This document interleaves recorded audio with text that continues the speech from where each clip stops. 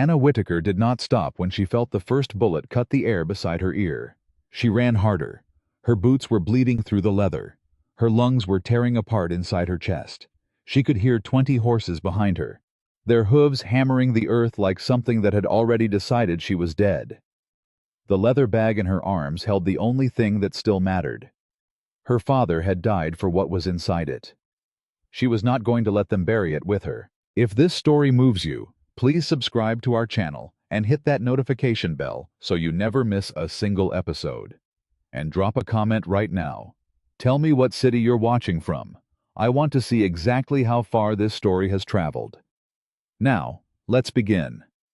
The summer of 1886 came to Montana the way it always did, without asking permission and without offering any mercy. The grass on the open range had gone the color of old straw by the end of June, and by mid-July the whole territory smelled like dry earth and sun-baked pine.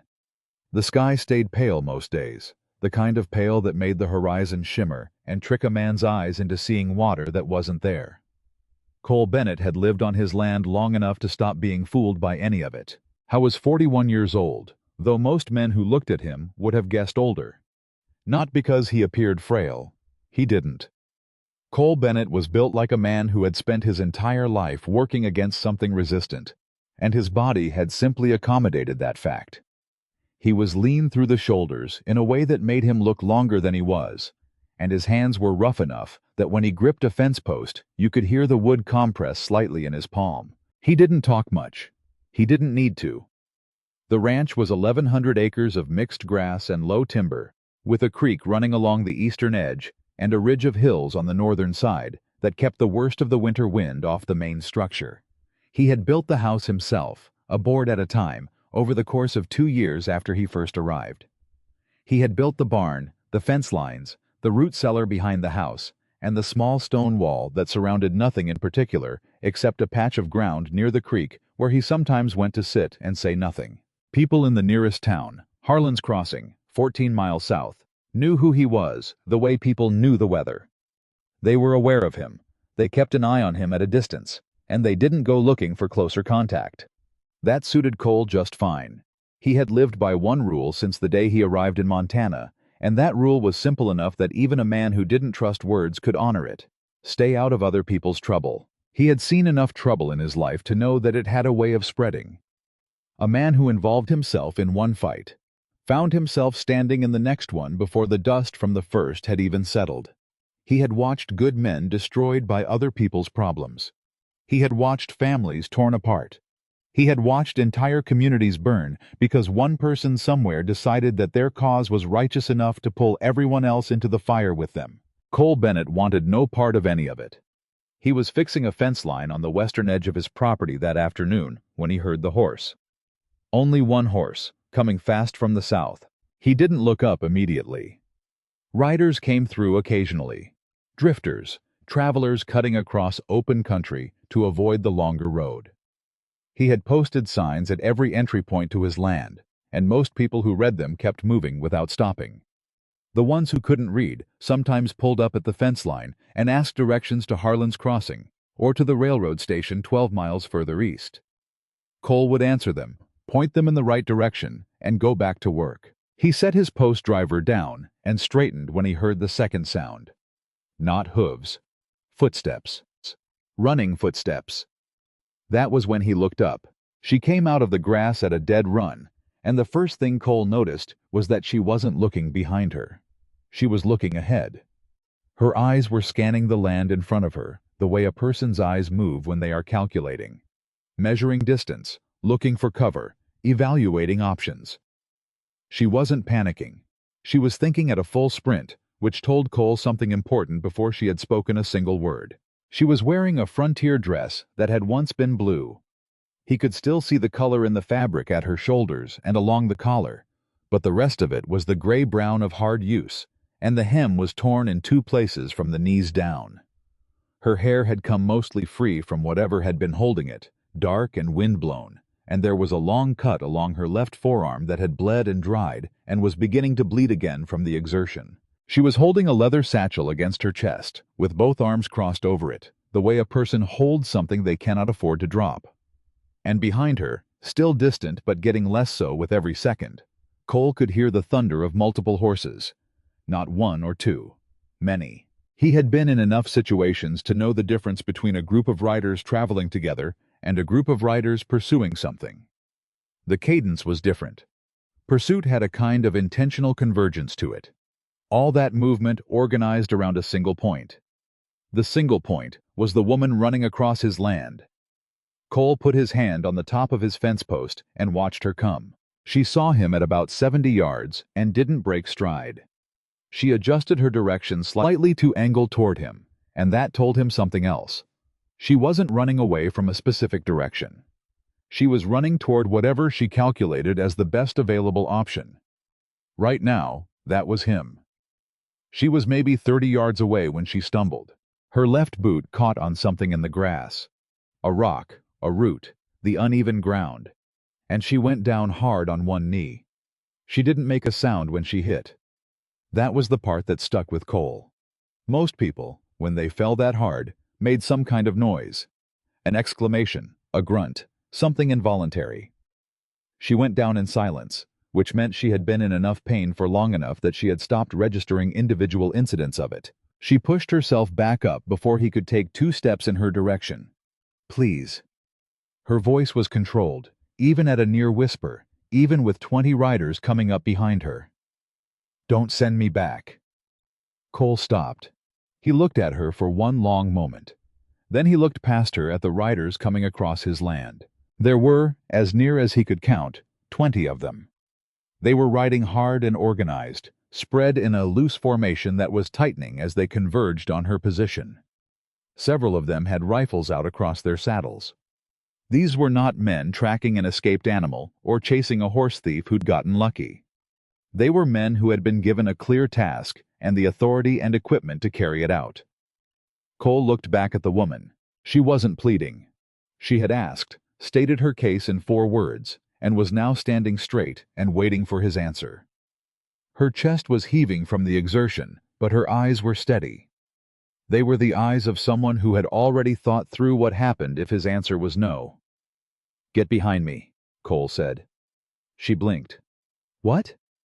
I said get behind me, ma'am. Do it now, before they get close enough to matter. She moved without asking another question. Cole turned to face the riders, hooked his thumbs in his belt, and waited. The man who rode at the front of the group pulled his horse up about 15 feet from where Cole was standing. He was somewhere between 50 and 60, heavy through the chest and shoulders, with a well-trimmed gray beard and clothing that cost more than most families in Harlan's Crossing would spend in 2 months. His horse was the best in the group by a significant distance, a big gray thoroughbred that stood quiet and easy while the rest of the riders were still settling their animals. That was a man who was accustomed to being the center of the room, regardless of which room he was in. Step aside, the man said. His voice carried the particular quality of someone who had given orders long enough that he had forgotten what it felt like to have one refused.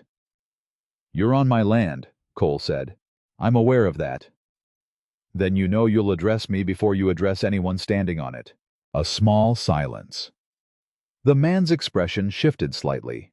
Not toward anger, not yet, but toward the particular recalibration of someone who had expected a different kind of obstacle.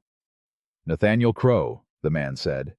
I own the Crow Land and Cattle Company, most of the territory between here and the county seat. He paused to allow that to register. The woman behind you is a thief. She stole documents belonging to my company.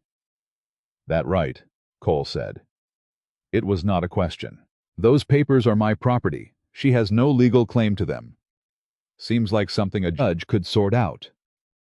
This doesn't require a judge, Crow said. It requires you to step aside and let my men do their work. Cole took one slow step forward. The riders closest to Crow shifted in their saddles. Here's what's going to happen, Cole said quietly. You and your 20 men are going to turn around. You're going to ride back off my land the same direction you came from. And you're going to stay off it until a federal marshal or a circuit judge tells me what the law actually says about whatever dispute you've got with this woman. You have no idea what you're inserting yourself into, Crow said. His voice had taken on a different quality now. Still controlled, but with something underneath it. Not quite anger, something colder than that. No, Cole agreed. But I know trespassing when I'm looking at it. Cole Bennett. One of the riders spoke up, a younger man near the back of the group. We know who you are. Good, Cole said. Then you know I'm not going to say this again. Crow looked at him for a long moment. You're making an enemy today, Crow said. Wouldn't be the first, Cole replied. Won't be the last. Something moved through Crow's face, a calculation, a reassessment. He raised one hand slightly, and the riders behind him pulled their horses up short. This isn't over, Crow said. Didn't expect it was, Cole said. Now get off my land. Nathaniel Crow held his position for exactly 5 more seconds, long enough to make certain everyone present understood that he was leaving by choice and not by compulsion. Then he turned his gray horse in a slow, unhurried circle and rode back the way he had come. His riders followed, and Cole stood where he was and watched until the last of them disappeared over the southern rise. Then he turned around. The woman was standing 6 feet behind him, still holding the satchel to her chest, watching him with an expression he couldn't immediately categorize. You all right? He asked. You didn't know anything about me, she said. You still don't. That's true. So why did you do that? Cole looked at the empty horizon where 20 men had been a minute ago. Because you asked me not to send you back, he said, and I don't like being told what to do on my own land. She looked at him for another moment. Anna Whitaker, she said. Cole Bennett. I know. She exhaled slowly, and for the first time something in her posture released. Not collapsed, just fractionally eased, the way a person's body adjusts when it acknowledges that the most immediate danger has momentarily passed. Everyone in the territory knows who you are. Usually that's not said like a compliment. It wasn't meant to be one, she said. It was meant to be accurate. Cole almost said something to that. Instead, he nodded once toward the house. You're bleeding, he said. There's a water pump out back and clean cloth in the kitchen. Your boots look like they need to come off before you do anything else. I can't stay long, Anna said. I didn't say long. I said come inside. She looked at him steadily for one more moment, then nodded and followed him toward the house. She sat at his kitchen table with the satchel on her lap and her hands around a tin cup of water, and Cole noticed that she never set the bag down. Not when she pressed the clean cloth against the cut on her forearm. Not when she eased her boots off and he could see the raw skin beneath the leather. Not once. How far did you run? He asked. Since this morning? She thought about it. Maybe 8 miles, closer to 10. On foot the whole time? I had a horse until about noon. A pause. They took it. They caught up to you once already. They caught up to me 3 times. She said it evenly, without heat. I got away each time. Cole set his coffee down. 3 times, he said. The first time I was near a homestead and a family let me through their barn. The second time I crossed the creek east of the Callaway Road and they lost the trail. She looked at her hands. The third time I ran. What's in the bag? Cole asked. She looked up at him. He held her gaze without flinching. Everything my father spent the last 4 years of his life collecting, she said finally. Evidence, records, signed statements, land surveys, documents that prove Nathaniel Crow has been stealing land from farming families across this entire county for the better part of a decade.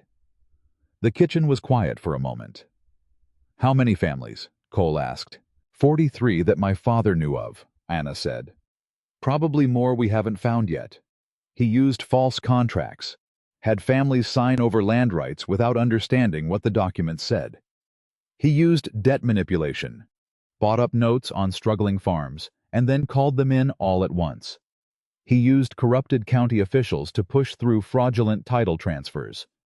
She stopped, took a breath. He's been doing it since at least 1878, maybe before. And your father documented all of it. My father was a bookkeeper, she said. Before he got sick, he worked for 3 different county offices and 2 banks. He knew how financial fraud worked. He understood the paper trails. Her voice didn't change in tone, but something in her eyes did. He spent 4 years building a record that could hold up in a federal court. And then 3 weeks ago, Nathaniel Crowe found out he existed. Cole was quiet for a moment. "Where's your father now?" he asked. Anna looked down at the tin cup in her hands. "He died 11 days ago," she said. "In his bed. At home. I'm sorry." The doctor said it was his heart. She said it carefully, as if she was still deciding what she believed about the word his. "I think Nathaniel Crowe accelerated that process considerably." She looked up. "I can't prove it. Not yet. But the evidence in this bag proves enough of the rest of it to put Crowe away and return land to the families he stole it from. Which is why 20 men are chasing you," Cole said. "Which is why 20 men are chasing me," she agreed. Cole leaned back in his chair and looked at the ceiling for a moment. He thought about his rule. Stay out of other people's trouble. He thought about the 43 families. "There's a federal land office in Billings," he said. "I know," Anna said. "That's where I'm going. It's 60 miles. I'm aware of this distance. And Crowe's men are between you and it, also aware." She looked at him steadily. "I'm not asking you for anything else, Mr. Bennett. You've already done more than you had to. I just need somewhere to rest for an hour, and then I'll be on my way." Cole looked at her for a long moment. I thought about a boy he had once been, 13 years old, standing in front of a farmhouse in eastern Kansas, watching men. He didn't understand, take everything his family had built. He thought about how his father had stood on the front porch and called for neighbors who didn't come. He thought about the sound of a door closing and not opening again.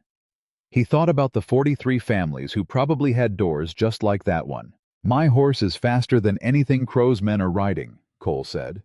"And I know this territory better than they do." Anna went still. "I have a second horse," Cole continued. "She's not as fast, but she's steady, and she won't spook under pressure." He picked up his coffee. "And I know a way to Billings that doesn't go through any of the main roads." Anna stared at him. "You're talking about coming with me," she said.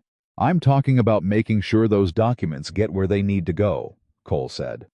"There's a difference." "Is there?" "Seemed like one when I said it." She kept looking at him. Something shifted in her expression, not softening exactly, more like adjusting to a new calculation. "Why?" she asked. "You don't know me. You don't owe me anything.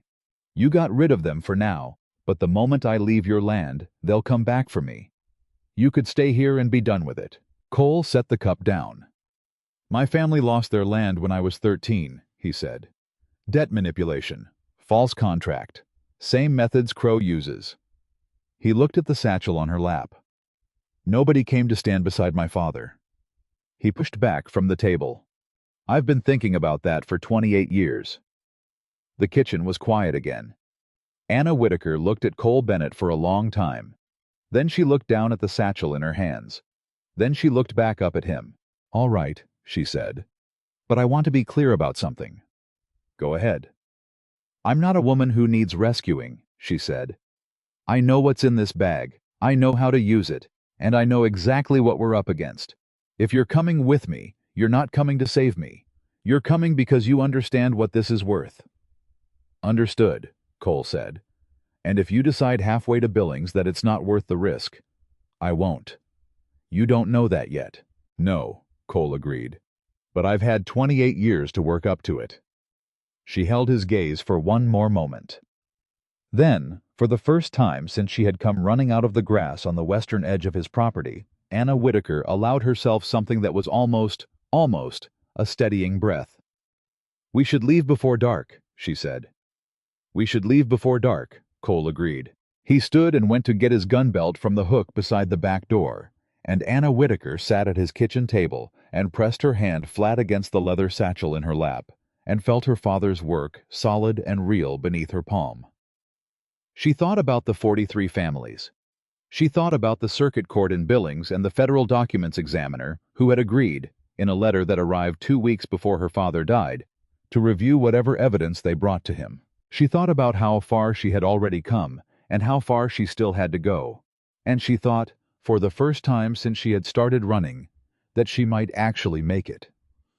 Outside, the sun was beginning to lower toward the western hills, painting everything that long golden color that Montana did in the late afternoon, the kind of light that made even hard country look like it was worth something. Cole Bennett came back into the kitchen with his gun belt buckled and his hat on his head and a second rifle under his arm. "I packed enough for 3 days," he said. "Trail food. Nothing worth talking about, but it'll keep." "That's fine," Anna said. "We'll head north first. There's a canyon route through the hills that comes out 12 miles east of the main road. Crow's men won't expect it." "How do you know they won't have it covered?" "Because it's on my land," Cole said. "And my land doesn't appear on any county map." He said it without pride, more like a fact he had worked hard to arrange. "I had the survey done private. Cost me extra." Anna looked at him. "You planned for this?" she said. "I planned for not being findable," Cole said. "Same principle." She almost said something.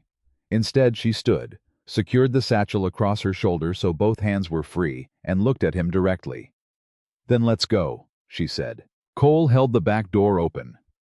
Anna Whitaker walked through it into the long Montana evening, and Cole Bennett pulled it closed behind them both, and neither one of them looked back at the house that was no longer, for the moment, the most important thing either of them had. 20 men were somewhere out there in the fading light, regrouping and recalculating.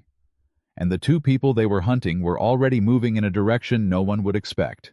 The canyon route was narrow enough that they had to ride single file for the first 3 miles, the walls rising on both sides and the sound of the horses' hooves going flat and immediate in the enclosed space. Cole rode ahead. Anna rode behind him, and she watched the way he moved, unhurried, reading the ground in front of him with the ease of someone who had ridden this particular path enough times that his body knew it independent of his eyes. She had grown up in this territory.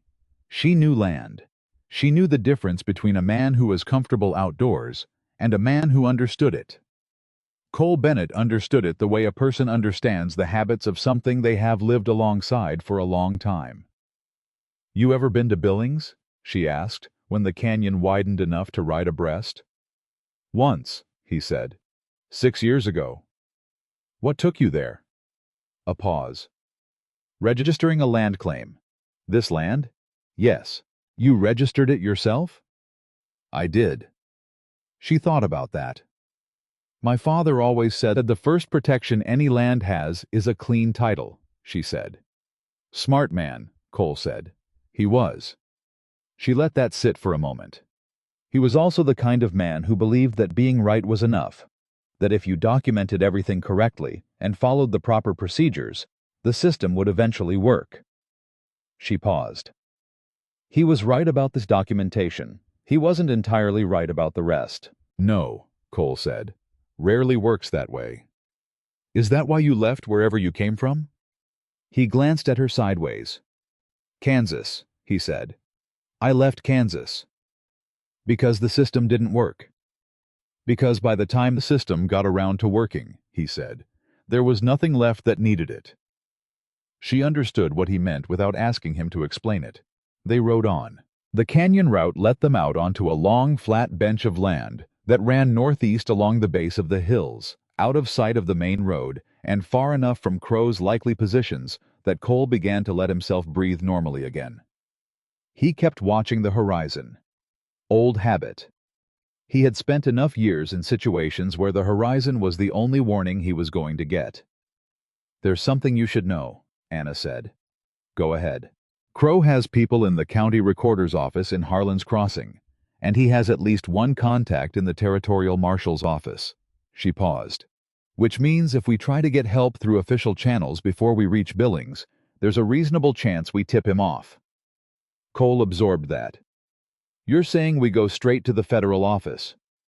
"I'm saying we go straight to the federal office, and we don't tell anyone we're going until we're already there. That's a long stretch of country to cover without talking to anyone." "Yes," she said. "It is." He looked at her. "You've been thinking about this for a while," he said. "Since my father died," she said. "I've had 11 days to plan." And the plan was to run 10 miles on foot across open country with 20 men behind you? She met his look evenly. The plan was to get the documents to Billings by whatever means necessary, she said. Running 10 miles wasn't my first option. It was my fourth. Cole almost smiled. He stopped it before it got all the way there. But she saw it anyway, and something in her expression acknowledged it. Not warmly, not yet, but with a kind of recognition that said she had noticed and filed it away for later consideration. They rode on through the long Montana dusk, the sky going from gold to orange to the particular deep blue that preceded full dark. And somewhere behind them, Nathaniel Crow was making new plans and sending new orders, and neither Cole Bennett nor Anna Whitaker spoke about that because they both already knew it. There was nothing to say about it that the writing wasn't already addressing. Cole pulled up at the top of a low rise when it was nearly full dark. He looked back south and east. Firelight. Far away. 3 separate fires, spread in a pattern that someone with tactical sense had arranged. Crow's men were making camp, setting up a perimeter. They knew the general direction. They were going to wait for daylight and fan out. "They're smarter than I hoped," Cole said. Anna had already seen it. "How far to the next cover?" she asked. "About 4 miles north. There's a stand of timber that runs along a creek. We can move through it without a fire and camp dry. Then we keep moving," she said. Cole nodded and turned his horse north. Anna rode beside him, and the darkness came down around them both, and the stars came out overhead in the enormous Montana way that made everything below them look small, but somehow also essential, like the land and the people moving across it were exactly the right size for the scale of what they were attempting. Cole Bennett had told himself for 28 years that staying out of trouble was wisdom. Riding north through the Montana dark, with 43 families' worth of evidence in a leather satchel, and the woman who carried it riding beside him, he was beginning to understand that sometimes the wiser thing was a good deal harder than the safe one. He kept his eyes on the horizon. He kept his horse steady. And for the first time in a very long time, Cole Bennett rode toward something instead of away from it. They rode through the dark without speaking for a long time, and that silence was not the uncomfortable kind. It was the silence of 2 people who had already said the things that mattered and were now letting their bodies do the work their words had finished. Cole kept his eyes moving, left to right, back to the horizon, down to the ground ahead of his horse. It was a rhythm he had developed over years of moving through country where the difference between a problem and a catastrophe was how early you noticed it. Anna rode beside him, and he was aware, without looking directly at her, that she was doing the same thing. Not panicking, not retreating into herself. Watching. They reached the timber stand near the creek at close to 10 o'clock. Cole dismounted and led his horse in through the tree line without speaking, and Anna followed his lead exactly. Dismounted, led the horse, kept her footfall quiet on the pine needle ground. He tied both animals to a low branch near the water where they could drink, loosened the saddles but didn't remove them, and then crouched at the edge of the tree line and looked back south. The 3 fires were still visible, distant, but there. "They haven't moved," Anna said behind. "Not yet," Cole said. "They'll move before sunup, probably split into 2 groups, one to cover the main road, one to fan north." "How long do we have?" 4 hours, maybe 5, if they're not as organized as they look." "They're organized," Anna said. "Crow doesn't employ disorganized men." Cole turned to look at her. She was standing at the edge of the trees with the satchel still over her shoulder and her arms crossed over her chest against the night chill, and she was looking at the distant fires with the expression of someone running a calculation. "You know how he operates," Cole said. "I grew up in this county," Anna said. "I've been watching Nathaniel Crow operate since I was 16 years old." She paused. "My father started keeping records because of something he saw at the county recorder's office in 1882. A land transfer that didn't add up. A family named Holt. They had 160 acres east of Harlan's Crossing. Good bottomland, good water. One morning they were gone, and the deed showed a transfer to the Crow Land and Cattle Company for a sum of money the Holts had never received." She stopped. "My father asked about it." The clerk told him it was a clerical error and the matter had been resolved. But your father didn't let it go. My father was a bookkeeper, Anna said. He didn't believe in clerical errors that transferred 160 acres of bottomland. Cole turned back to the fires. How many people know what's in that bag? He asked. Besides me? Anna thought about it. There was a federal document examiner named Aldrich in Billings, who my father contacted by letter. He agreed to review the evidence. He doesn't know the specifics of what we have. She paused. And there's a circuit judge named Hargrove, who my father believed could be trusted. He heard a land dispute case in this county 2 years ago and ruled against Crow on a minor claim. Crow's lawyers found a way to reverse it on appeal, but my father said Hargrove was the kind of man who remembered things. You know where to find Hargrove? His circuit runs through Billings twice a year, Anna said. He was due there last week. Cole absorbed all of that. All right, he said. He stood and moved back into the trees. We sleep in shifts, 3 hours. I'll take first watch. Anna didn't argue, which surprised him slightly. She found a flat patch of ground near the horses, pulled her coat tighter around herself with the satchel tucked under her arm, and closed her eyes. Cole sat with his back against a pine tree and his rifle across his knees and watched the darkness and listened to the creek and thought about the fires. He thought about Nathaniel Crow sitting somewhere out there on a camp stool with his expensive coat and his gray thoroughbred, giving orders in that voice that expected to be obeyed. He thought about the 43 families. He thought about the family named Holt with their 160 acres of bottomland. He thought about his own father standing on the porch of a house in Kansas that no longer belonged to them, calling for neighbors who were weighing the cost of getting involved against the cost of watching someone else lose everything. Nobody had come. Cole listened to the creek and kept his eyes on the southern darkness and let the anger he had been carrying for 28 years settle quietly into something more useful. He woke Anna at 1 in the morning. She sat up immediately, hand going to the satchel before her eyes were fully open. Nothing happened, he said. It's your watch. She nodded and took the rifle he held out to her without question. Cole lay down where she had been and closed his eyes and was asleep in under 3 minutes, because a man who'd spent years surviving learned to sleep the way a horse did, completely, immediately, and with one layer of awareness always near the surface. He woke to her hand on his shoulder. Cole. He was sitting up before she finished the word. East, she said quietly. Single rider. Moving slow. He moved to the tree line in a crouch and looked east along the creek line. She was right.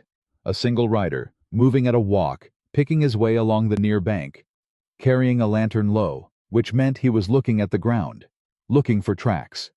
A scout.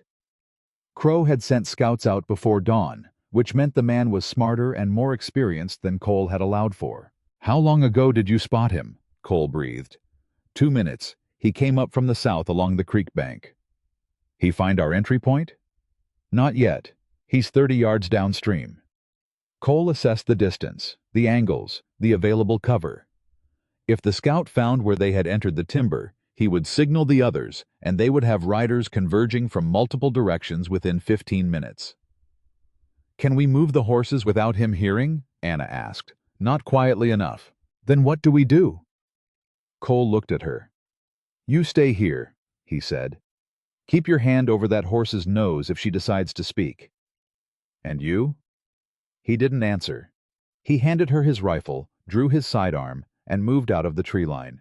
He didn't move toward the scout.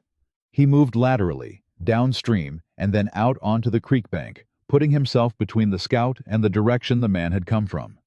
He moved without the lantern, without hesitation, in the particular way of a man who had done things in the dark that he had never fully explained to anyone. The scout heard him when Cole was 10 feet away. The man spun, lantern swinging, and started to raise his arm to signal. Don't, Cole said. His voice was quiet. Completely quiet. Not threatening. Something worse than threatening. Certain. The scout looked at him. Cole had his sidearm visible but not raised. He was standing in the lantern light with both hands loose at his sides and the particular stillness of a man who was not going to repeat himself. "Set the lantern down," Cole said. "Nice and easy." The scout was young, maybe 25. He had the look of a hired hand who had signed on for cattle work and ended up in something he hadn't fully understood when he took the job. His hand was shaking slightly. I said, "Set it down." The lantern touched the ground. "What's your name?" Cole asked. "Denny," the young man said. "Dennis Farr." "Dennis." Cole kept his voice even. "I'm going to ask you one question, and I need you to tell me the truth. Can you do that?" Farr nodded. "Do you know what Nathaniel Crow is chasing that woman for?" Farr's face did something complicated. "He said she stole papers," Farr said. "He did say that," Cole agreed. "Did you ask what kind of papers?" Silence. "Did you ask whose land those papers were about?" Farr looked at the ground. "The Holt family ever come up in conversation?" Cole said. "Or the Garfield family? Or the Brennan family out near the North Fork?" Farr looked up sharply at the third name. Cole noticed. "You know the Brennans," Cole said. "My cousin married their girl," Farr said quietly. "They lost their place 3 years ago." "How'd they lose it?" Farr was quiet for a moment. "Debt," he said. "That's what everyone said. Debt. That bag that woman's carrying," Cole said, "has got documents proving the Brennans didn't lose their place to debt. They lost it because Nathaniel Crow had their note bought up and called in by a bank he controlled, and the contract they signed when they thought they were getting an extension was actually a title transfer." He paused. "Your cousin's wife's family didn't lose their farm, Dennis. It was taken from them. And there are 42 other families in this county with the same story." Farr stared at him. The creek moved past them both in the dark. "I can't go back empty-handed," Farr said. "They'll know I found something." "Tell them you followed the creek a half-mile and found nothing," Cole said. "Get back on your horse and ride back to camp, and tell them the trail goes cold north of the timber." "And if I don't?" "Then I tie you to that tree over there, and you wait for morning," Cole said.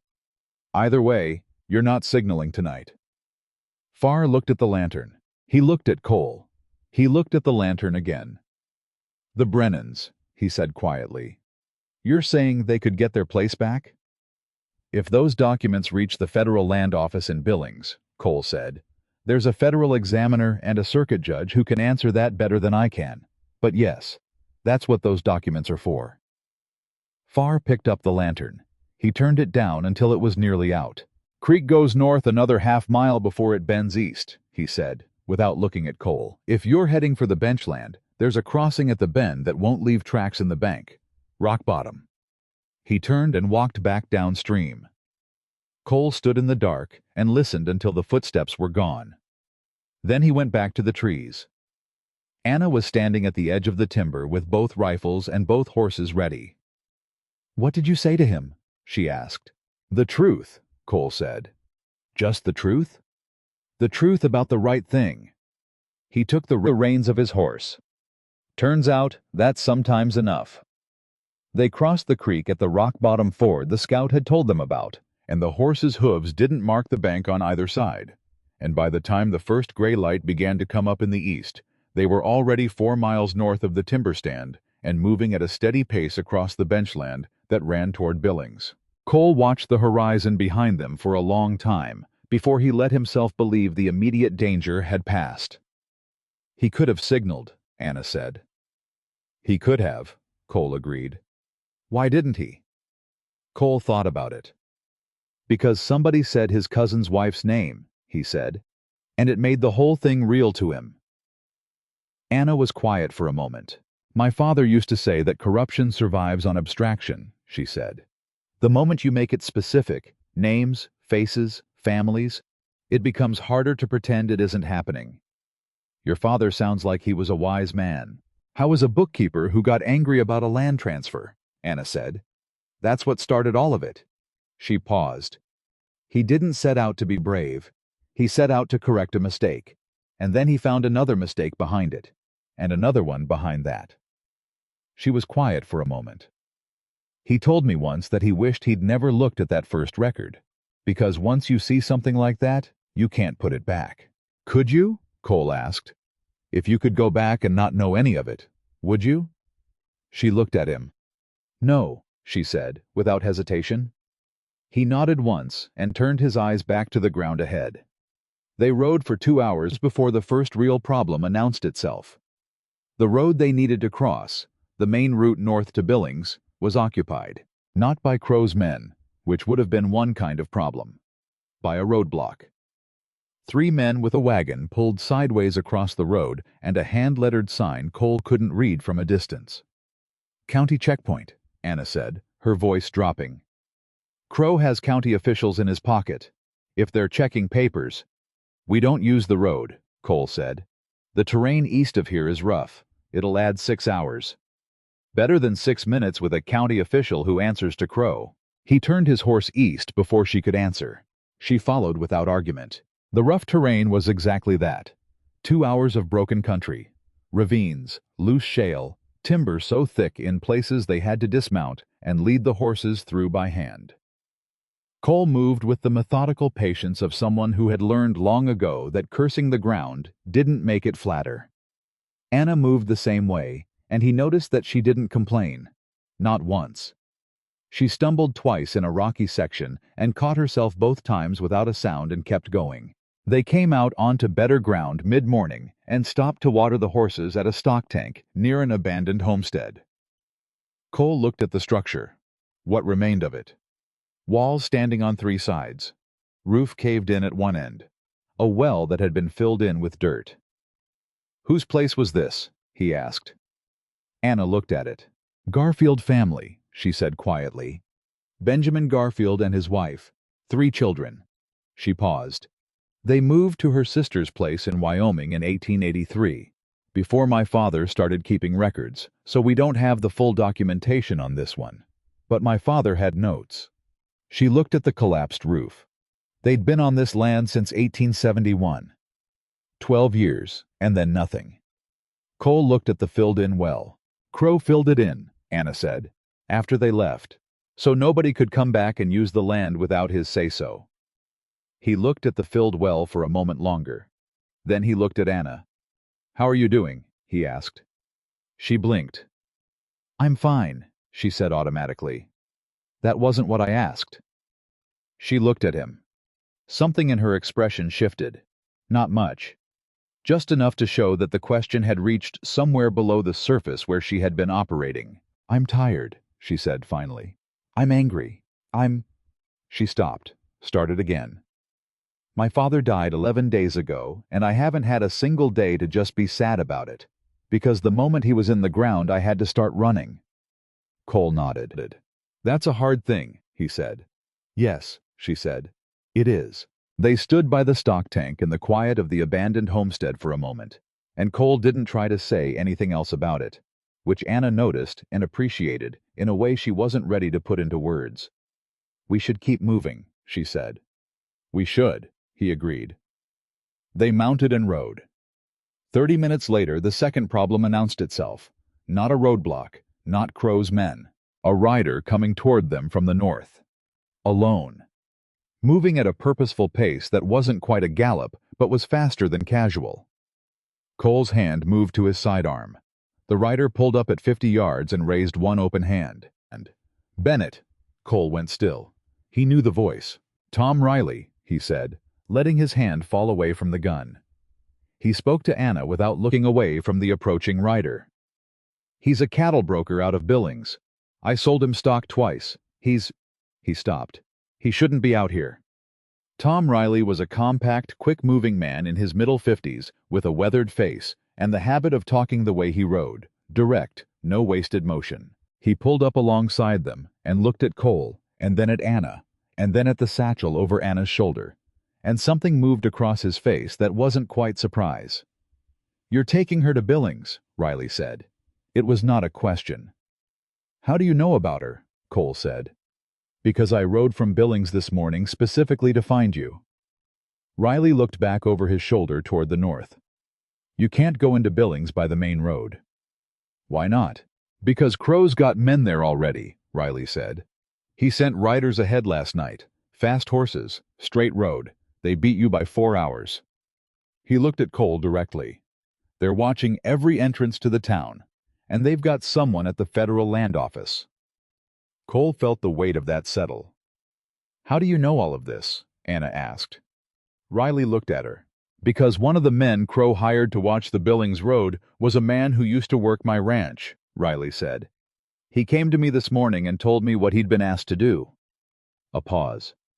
He said it involved a woman with papers and a gunslinger out of the Montana backcountry, and he said his conscience was giving him trouble about it. Anna looked at Cole. Cole looked at Riley.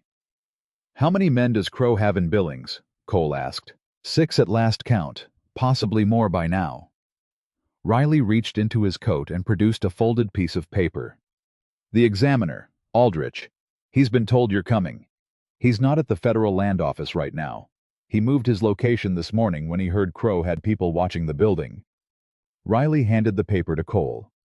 That's where he is. A private office behind the territorial printer on 2nd Street. Cole unfolded the paper and looked at it and handed it to Anna. Anna looked at the address on the paper and then looked at Riley. Why are you helping us? She asked. Riley was quiet for a moment. Because I've been buying and selling cattle in this territory for 30 years, he said, and I've watched what Crow does to small operators and family farms for most of that time, and I've told myself it wasn't my business and stayed out of it. He paused. I got tired of that answer about 3 years ago. I've been waiting for a reason to choose a different one. Anna looked at him steadily. My father would have called you a witness, she said. Riley seemed to absorb that. Your father was right, he said, about most things, from what I heard of him. He turned his horse. There's a back route into Billings through the freight district on the south end, he said over his shoulder. Comes up behind the tannery. Nobody watches it because the smell keeps most people moving through fast. He glanced back at Cole. You'll know it when you get close enough. Tom, Cole said. Riley stopped. Thank you. Riley nodded once. The short, restrained nod of a man who wasn't comfortable with gratitude, but wasn't going to refuse it either. Don't get shot before you deliver those papers, he said, and rode south. Cole and Anna watched him go. He didn't have to do that, Anna said. No, Cole agreed. He didn't. She looked at the paper with the address on it. Crow's faster than I expected, she said. Her voice was measured, but he could hear the calculation underneath it. The reassessment, the rapid replay of the whole plan against this new information. He's smart, Cole said. And he's got money. Money gets horses moving before dawn. Can we get through the freight district without being seen? If we time it right, Cole said. Freight traffic moves heavy through there in the late afternoon. Lot of horses, lot of wagons. 2 more riders aren't going to stand out. That's 6 hours from now. We find somewhere to hold that's not visible from the main roads, Cole said. Rest the horses, then we time our entry. She looked at him. You've done this before, she said. Not this specifically, but moving through places without being seen, waiting for the right moment. I've had occasion, Cole said. What kind of occasion? He looked at her. Before I came to Montana, he said, I worked for a while doing jobs that required moving carefully. What kind of jobs? A pause. The kind that make a man decide he'd rather build fences. She looked at him for a moment. She didn't push further. They found a shallow hollow between 2 long rises in the terrain where they were invisible from 3 directions, and they settled the horses and sat on the ground with their backs against the rise, and the day moved over them slowly, with the particular patience of open country that doesn't care about the urgency of the people passing through it. Cole cleaned both rifles without being asked. Anna opened the satchel and went through the documents, checking each one, organizing them with the careful deliberateness of someone who had done it many times and knew exactly what was there and exactly what it meant. 43 families, Cole said, watching her work. 43 confirmed, she said. My father believed there were more he hadn't fully documented yet. Families who moved away and couldn't be traced. People who didn't know enough about land law to understand what had happened to them. She set a stack of papers aside and picked up another. He used to say that Crow's greatest advantage was that most of his victims didn't know they were victims. They thought they'd just been unlucky. And the documents prove otherwise. The documents prove that the unluck was manufactured, Anna said.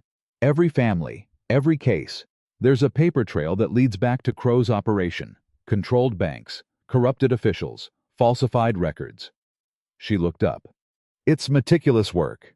My father was nothing if not meticulous. Cole looked at the stack of papers she had set aside. Can I? He asked. She hesitated for just a moment, then handed him the stack. I went through them slowly. He was not a fast reader.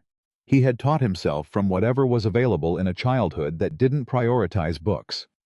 But he was careful, and what he saw in those pages assembled itself into something he could feel as well as understand. Names, dates, dollar figures, signatures. Notary stamps that looked legitimate until you cross-referenced them with county records that showed the notaries had been out of office or out of the state on the dates shown. This one, he said, holding up a page. The signature doesn't match. Anna looked at it. That's the Callaway transfer, she said. Jacob Callaway signed the original contract in 1880. That signature was witnessed and authentic. The modified version, the one that transferred title instead of establishing a loan, was signed by someone imitating his signature. She pointed to two slight variations in the letter form of the C. My father spent 6 months finding a handwriting specialist in St. Louis who confirmed the forgery. Cole set the paper down. He looked at the pile. He thought about a 13-year-old boy in Kansas who had stood on a porch and watched men take everything, and about how nobody had come, and about how he had spent 28 years building walls to keep himself from having to be that boy again. This is going to matter, he said. He said it simply, without performance, the way a man states a fact he has arrived at through careful examination. Anna looked at him. It's going to matter, he said again. What's in this bag? What your father did. It matters. Anna looked down at the documents in her hands. Something moved across her face that she controlled quickly. Not before he saw it, but before it became something she couldn't manage. I know, she said quietly. He knew it would, Cole said. That's why he kept going.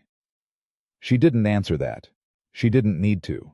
They sat in the hollow as the afternoon moved toward them, and the horses rested, and the documents stayed in order, and somewhere 40 miles north of them, Nathaniel Crow's men were watching the roads into Billings, and somewhere on 2nd Street behind the territorial printer, a federal document examiner named Aldrich was waiting in a back office with his door locked and his lamp turned low. Cole watched the horizon and thought about timing. Anna sorted the documents and thought about her father. And the afternoon opened its long, slow hours around them both like country that doesn't hurry for anyone. Patient and enormous and indifferent to the size of what the people crossing it were carrying. But the people crossing it were not indifferent. That was the only thing that had ever mattered. And it was the only thing that was going to matter now. The hollow held them until late afternoon, when the light began its long lean toward the west, and Cole judged the freight traffic in Billings would be at its heaviest. He stood, rolled his shoulders once, and looked at Anna. Time to move, he said.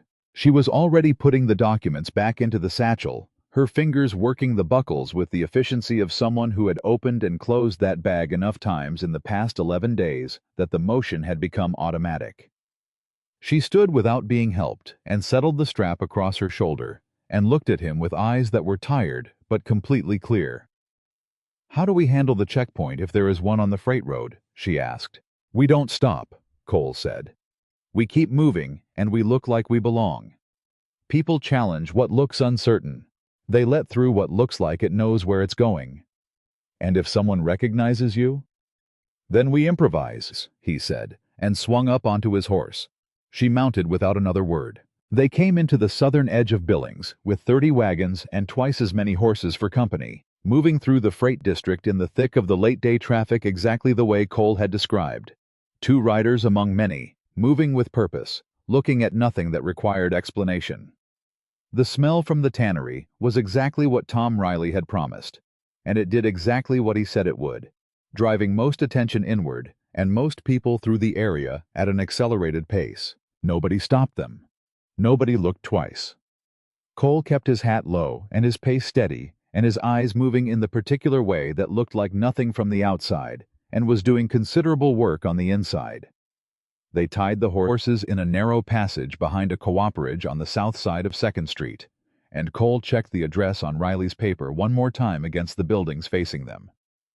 "That one," Anna said quietly, looking past him. "A plain door. No sign. A single window with the shade drawn." Cole knocked twice, paused, knocked once more. The door opened 6 inches, and a man looked out at them. Late 40s, wire spectacles, ink-stained fingers, and the expression of someone who had been sitting in a locked room for 8 hours and was not entirely certain what was on the other side of any given knock. "Aldrich?" Cole said. The man looked at Anna. "Miss Whitaker," he said. "Mr. Aldrich." Anna's voice was steady. "My father spoke of you." "Your father was a careful man," Aldrich said. "Come in, quickly." The office was small and close, and had the feel of a room that had been arranged for a specific purpose and then left exactly that way. Aldrich cleared a stack of papers from 2 chairs and gestured for them to sit, and he stood behind his desk and looked at the satchel in Anna's hands the way a doctor looks at a patient he has been waiting for. "You have everything your father described in his letters?" he asked. "Everything," Anna said. "And more. He found 4 additional cases in his last 2 months." Aldrich took his spectacles off and cleaned them with a cloth from his pocket, which Cole recognized as the gesture of a man giving himself a moment to order his thoughts. "I have to be honest with you about the situation," Aldrich said, putting the spectacles back on. "When I learned this morning that Crow had men watching this building, I contacted Judge Hargrove." He paused. "The judge is here. He arrived in Billings 2 days ago and is staying at a private residence on the north side." Another pause, longer. "He's also being watched." Cole went still. "Crow knows about Hargrove?" Anna asked. "Crow knows that your father identified Hargrove as sympathetic," Aldrich said. "He doesn't know about these offices, as far as I can determine, but he has men watching the judge's residence and the federal land office both." He looked at Anna directly. "Miss Whitaker, what your father built is extraordinary. The documentation is, if it is what his letters described, it is the kind of evidence that changes outcomes. But getting it in front of the right authority in the next 24 hours is going to require moving pieces that are currently being watched." "How do we get to Hargrove?" Cole asked. "That," Aldrich said, "is what I have been sitting here trying to work out." A silence settled over the small room. Cole looked at the drawn window shade. "How many men does Crow have on the judge's residence?" he asked. "My contact counted 3, possibly 4. "And the federal land office?" "2 that are visible. Could be more inside." "He can't hold positions like that for long without drawing attention," Cole said. "Town marshals notice men loitering." "The town marshal in Billings," Aldrich said carefully, "received a significant campaign contribution from the Crow Land and Cattle Company in last year's election." Cole looked at him. "Of course he did," Cole said. Anna had been sitting very still while this exchange moved around her. Now she set the satchel on her knees and pressed her hands flat against it and looked at Aldrich. "The letters my father sent you," she said. "Do you still have them?" "Every one," Aldrich said. "Then you already have the outline of the case." She looked at him steadily. "If something happens to me before we reach Hargrove, if Crow's men find us in this building tonight, those letters establish enough of the framework that a federal prosecutor could pursue the case independently. It would take longer without the full documents, but it would not be impossible." "Miss Whitaker, I'm not being pessimistic," she said. "I'm being my father's daughter. He always had a contingency." She paused. "I'm saying that the case survives even if tonight goes wrong, but I would very much prefer that tonight doesn't go wrong." Aldrich looked at her for a moment. "Your father said you were exceptional," he said quietly. "My father was generous," Anna said. "Now, how do we get to Hargrove?" It was Cole who worked it out. Not because he was smarter. He would not have claimed that, and Anna would not have conceded it.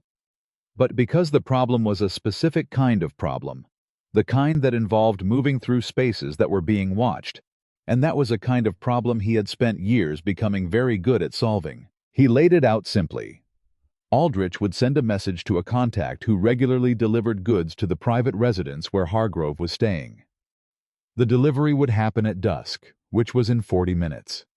Cole and Anna would move separately, Cole going north by the back streets to create a visible disruption 2 blocks from the judge's residence, drawing the watcher's attention, while Anna moved through the delivery entrance with Aldrich, who had enough of a legitimate reason to visit the residence to get through any casual inspection.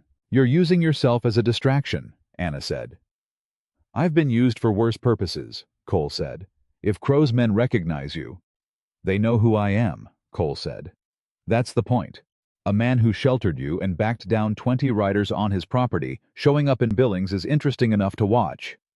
He looked at her. "Interesting enough to pull attention off a federal document examiner making a routine delivery call." Anna looked at him for a long moment. She understood the risk, and she didn't insult him by pretending otherwise. "Don't get shot," she said. "Working on it," Cole said. Aldrich sent the message through a boy who ran errands for the printer's office, and they waited in the small room for 30 minutes while the afternoon finished becoming evening. Cole spent those 30 minutes in the way he spent most waiting. Still, quiet, running through variables. Anna spent them going through the documents one final time, and he watched her check each page with the same careful attention she had used in the hollow that afternoon. And he thought about what it meant to carry something that had cost someone everything. At 10 minutes before dusk, Cole stood up and put his hat on. Anna stood too. She held out her hand. He looked at it for a moment, then shook it the way she offered it, directly, without softening. "Thank you," she said. "For everything from the fence line forward." "We're not done yet," he said. "No," she agreed. "But in case the next hour gets complicated." He held her hand for one more second, then let it go. "It won't," he said. I went out the plane door into the early evening and turned north. The 2 blocks between Aldrich's location and the judge's residence were busy enough with foot traffic that Cole moved through them without drawing immediate attention. He was looking for Crow's men and found them faster than he expected. 2 on the near corner, 1 across from the front gate of the residence, and 1 more sitting in front of a saloon halfway down the block, with the particular quality of a man who was not really interested in what was in his glass. 4, not 3. Aldrich's count had been short by 1. Cole filed that away and kept walking. He let himself be seen. Not obviously. Not the way a man steps out and announces himself. The way a man stops being careful about whether he's noticed. Lets his walk settle into its natural pattern. Lets his face stay up instead of down. The man in front of the saloon clocked him first. Cole saw it happen. The slight straightening, the almost invisible lean toward the companion beside him, who he hadn't looked at for 10 minutes. Good, Cole thought. He kept walking. He was half a block from the residence when one of the corner men pushed off the wall and started moving parallel to him on the opposite sidewalk. Not approaching, tracking. Cole stopped in front of a hardware store and appeared to study the contents of the window, giving the trackers time to position and giving Anna the minutes she needed at the delivery entrance. The man who had been tracking him crossed the street. Cole turned around before the man was 10 feet away. "Something I can help you with?" Cole said. The man stopped. How was big. Not unusually, but solidly built, with the hands of someone who had done physical work and the eyes of someone who had done other kinds of work more recently. "Mr. Crow wants a word," the man said. "Mr. Crow can come find me himself," Cole said. "He sent me instead." "Then tell him I said no, and I'll be available to hear from him directly whenever he'd like to have an honest conversation." The man's jaw tightened. "This isn't a request," he said. "No," Cole agreed pleasantly. "It's not. It's a choice, and I've made mine." He held the man's gaze with the complete absence of heat that was somehow more unnerving than anger. "Now you can go back and tell Crow that, or we can stand here and discuss it further, but either way, I'm not walking anywhere I didn't plan to walk." From the corner of his eye, he could see the other 3 men had begun closing in from their positions. Not rushing. Converging. 4 against 1. Open street. Early evening, in a town where the marshal answered to Crow's money. Cole kept his hands loose at his sides and his face completely calm and counted seconds in the back of his mind. 45 seconds. That was all Anna needed. He had given her 20 minutes. 45 seconds was nothing. "Cole Bennett," said a voice from behind him. New voice. Not one of Crow's men. Cole didn't turn immediately. He kept his eyes on the man in front of him until he had assessed that the voice didn't represent an immediate physical threat. And then he turned. A man he didn't know was standing on the sidewalk behind him, wearing a coat that was well cut enough to be official and a badge that caught the last of the daylight. Not the Billings town marshal. The badge was federal. Deputy U.S. Marshal. Cole had not been expecting that. "Cole Bennett," the man said again. He was calm, somewhere in his late 30s, and he had the look of someone who had arrived at a situation that was exactly what he had been told it would be. "I'm Deputy Marshal Will Cates. I've been looking for you since this afternoon." Crow's 4 men had gone still. "Looking for me," Cole said carefully. "Looking for you," Cates confirmed. "I got a message this morning from a federal document examiner named Aldrich." He looked at the 4 men surrounding Cole. "Is there a problem here?" The big man who had approached Cole took one step back. "No problem," he said. "Good." Cates's voice didn't change. "Because obstructing a federal witness in a land fraud investigation is a problem I'd hate to have to address on an evening this pleasant." The word witness landed in the air between all of them. Crow's 4 men exchanged looks. Cole felt the tension in the air shift. Not break, but redirect, like water finding a new channel. "Where did you come from?" Cole asked Cates quietly. "Aldrich sent for me 2 days ago," Cates said, moving to stand beside Cole and putting both of them facing the 4 men. He had reason to believe a significant evidence delivery was coming and that there would be attempts to interfere with it. He looked at Cole steadily. "He said a woman named Whitaker was bringing documentation of land fraud affecting 43 families in this county, and that she might need federal protection to complete the delivery. She's with Aldrich right now," Cole said. "I know," Cates said. "She's also with Judge Hargrove. Aldrich got them into the residence 15 minutes ago." He paused. "The documents are already in the judge's hands." Cole looked at him. Something moved through him that was not quite relief. It was larger than that, warmer and rougher at the same time. The feeling of a weight that had been pressing against his chest, releasing all at once. "They made it," he said. "They made it," Cates confirmed. One of Crow's men turned and walked away from the group. Then a second one. The big man looked at Cole for one more moment with an expression that had complicated itself considerably in the last 2 minutes, and then he turned and followed the others. Cole and Cates stood on the Billings sidewalk and watched them go. "You used yourself as bait," Cates said. "Someone had to keep them looking the wrong direction," Cole said. "That's a considerable risk to take for someone you met yesterday." Cole looked at him. "I met her yesterday," Cole said. "The 43 families I've been thinking about for 28 years." Cates absorbed that. "The judge is going to want to speak with you," he said. "I figured," Cole said. They walked north together through the early evening toward the private residence, and Cole kept his hands loose at his sides and his eyes moving out of habit, and around them.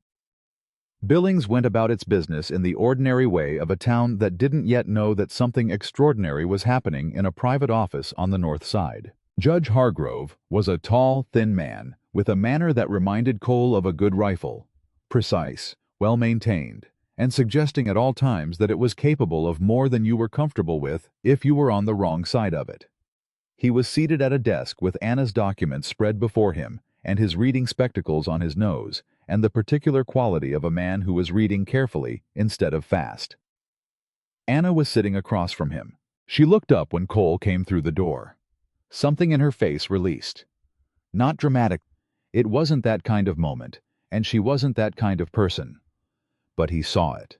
The fractional easing, the shift in her shoulders that said she had been holding something she could now put down. "Mr. Bennett," Judge Hargrove said without looking up from the documents. "Your Honor," Cole said. "Sit down." Cole sat. Hargrove read for another 4 minutes in complete silence. Nobody spoke. Cole looked at the wall and thought about nothing in particular, which was a skill he had developed as a younger man, and which served him well in rooms where patience was the most useful thing he could offer. Hargrove took his spectacles off. He set them on the desk with the deliberateness of a man who was organizing his thoughts along with his objects. Joseph Whitaker was a remarkable man, he said. Yes, Anna said. He was. This documentation. Hargrove paused. He seemed to be choosing his words the way a man chooses his footing on uncertain ground. This is not what I expected. I expected solid evidence of a few cases. What your father built here is a systematic record. Complete. Cross-referenced. Supported by independent authentication at multiple points. He looked at Anna. He understood exactly what a federal case required. He spent 4 years learning it, Anna said. He succeeded. Hargrove's voice held something that in a less formal man might have been called moved. Miss Whitaker, I am going to be direct with you. What is in these documents, if authenticated fully, and I see no reason to doubt they will be, represents one of the most thorough cases of systematic land fraud I have encountered in 20 years on the federal circuit. He paused. Nathaniel Crowe is going to answer for this. The room was very quiet. Cole heard Anna exhale. Just once. Just a small controlled breath. And it was the most honest sound she had made since she came running out of the summer grass onto his land. There's a problem, Deputy Marshal Cates said from near the door. Hargrove looked at him. Crowe, Cates said. He's not going to wait for the legal process to begin before he tries to interfere with it. He's got men in this town, he's got money, and the moment he understands that those documents are in federal hands, he's going to move. How much time before he knows? Cole asked. His men saw you walk into this building, Cates said. He probably already knows. Hargrove stood. Then we don't give him the time he needs, he said. He looked at Cates. I need a federal telegraph line, and I need it in the next 30 minutes. I'm issuing an emergency order for the Territorial Marshal's office. Not the county, not the town. The federal territorial level. He looked at Cole and Anna. Once that order goes out, Crowe moving against any of us becomes obstruction of federal proceedings. That changes his calculation considerably. Can you get to the telegraph office without Crowe's men between here and it? Cole asked. Not alone, Hargrove said. Cole looked at Cates. Cates looked at Cole. You take the judge, Cole said. Back route. I'll go ahead and clear the path. Clear it how? Cates asked. Cole stood up and settled his gun belt. Same way I do most things, he said. By being somewhere people don't expect. Anna stood too. I'm coming, she said. Cole turned to look at her. You have the documents, he said. You stay. The documents are on that desk, Anna said. They're in the judge's custody now. My job carrying them is done. She held his gaze without flinching. And I am not staying in a room while you do the dangerous part alone. Cole looked at her.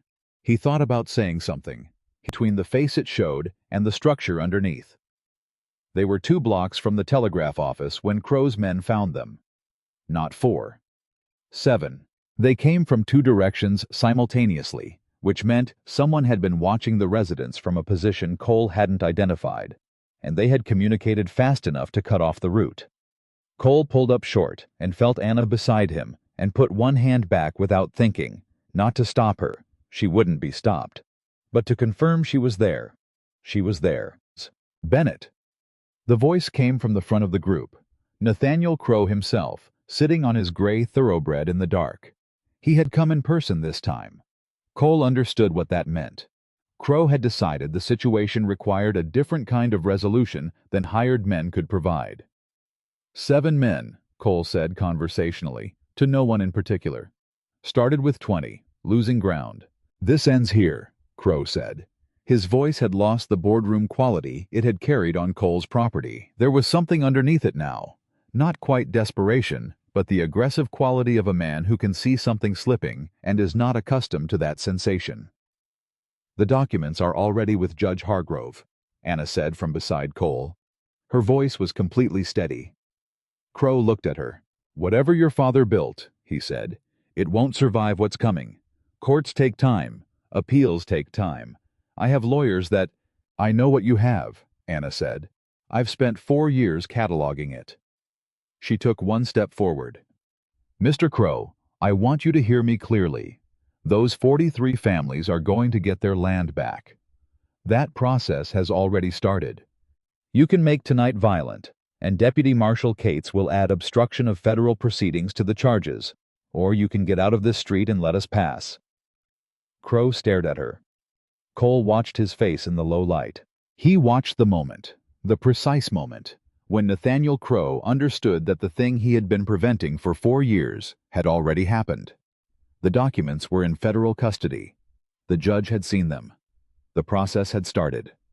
There was no position his lawyers could file, no county official he could call, no amount of money that could reach backward through the last 2 hours and unmake what Anna Whitaker and her father had built. It was done. One of the 7 men shifted his horse sideways, then a second one. Nathaniel Crow, Deputy Marshal Cates said, stepping forward. You are under provisional federal detention, pending formal charges relating to land fraud, document falsification, and obstruction of justice. You will come with me now, or I will have a warrant issued before this evening is out. Crow sat on his gray horse and looked at Anna for one long, terrible moment. Not with anger, Cole thought, but with something worse. Recognition. The look of a man who has finally encountered something he can't buy, can't outmaneuver, and can't outlast. It won't be simple, Crow said. His voice was quiet now. Courts, appeals. It'll take years. Yes, Anna said. It will.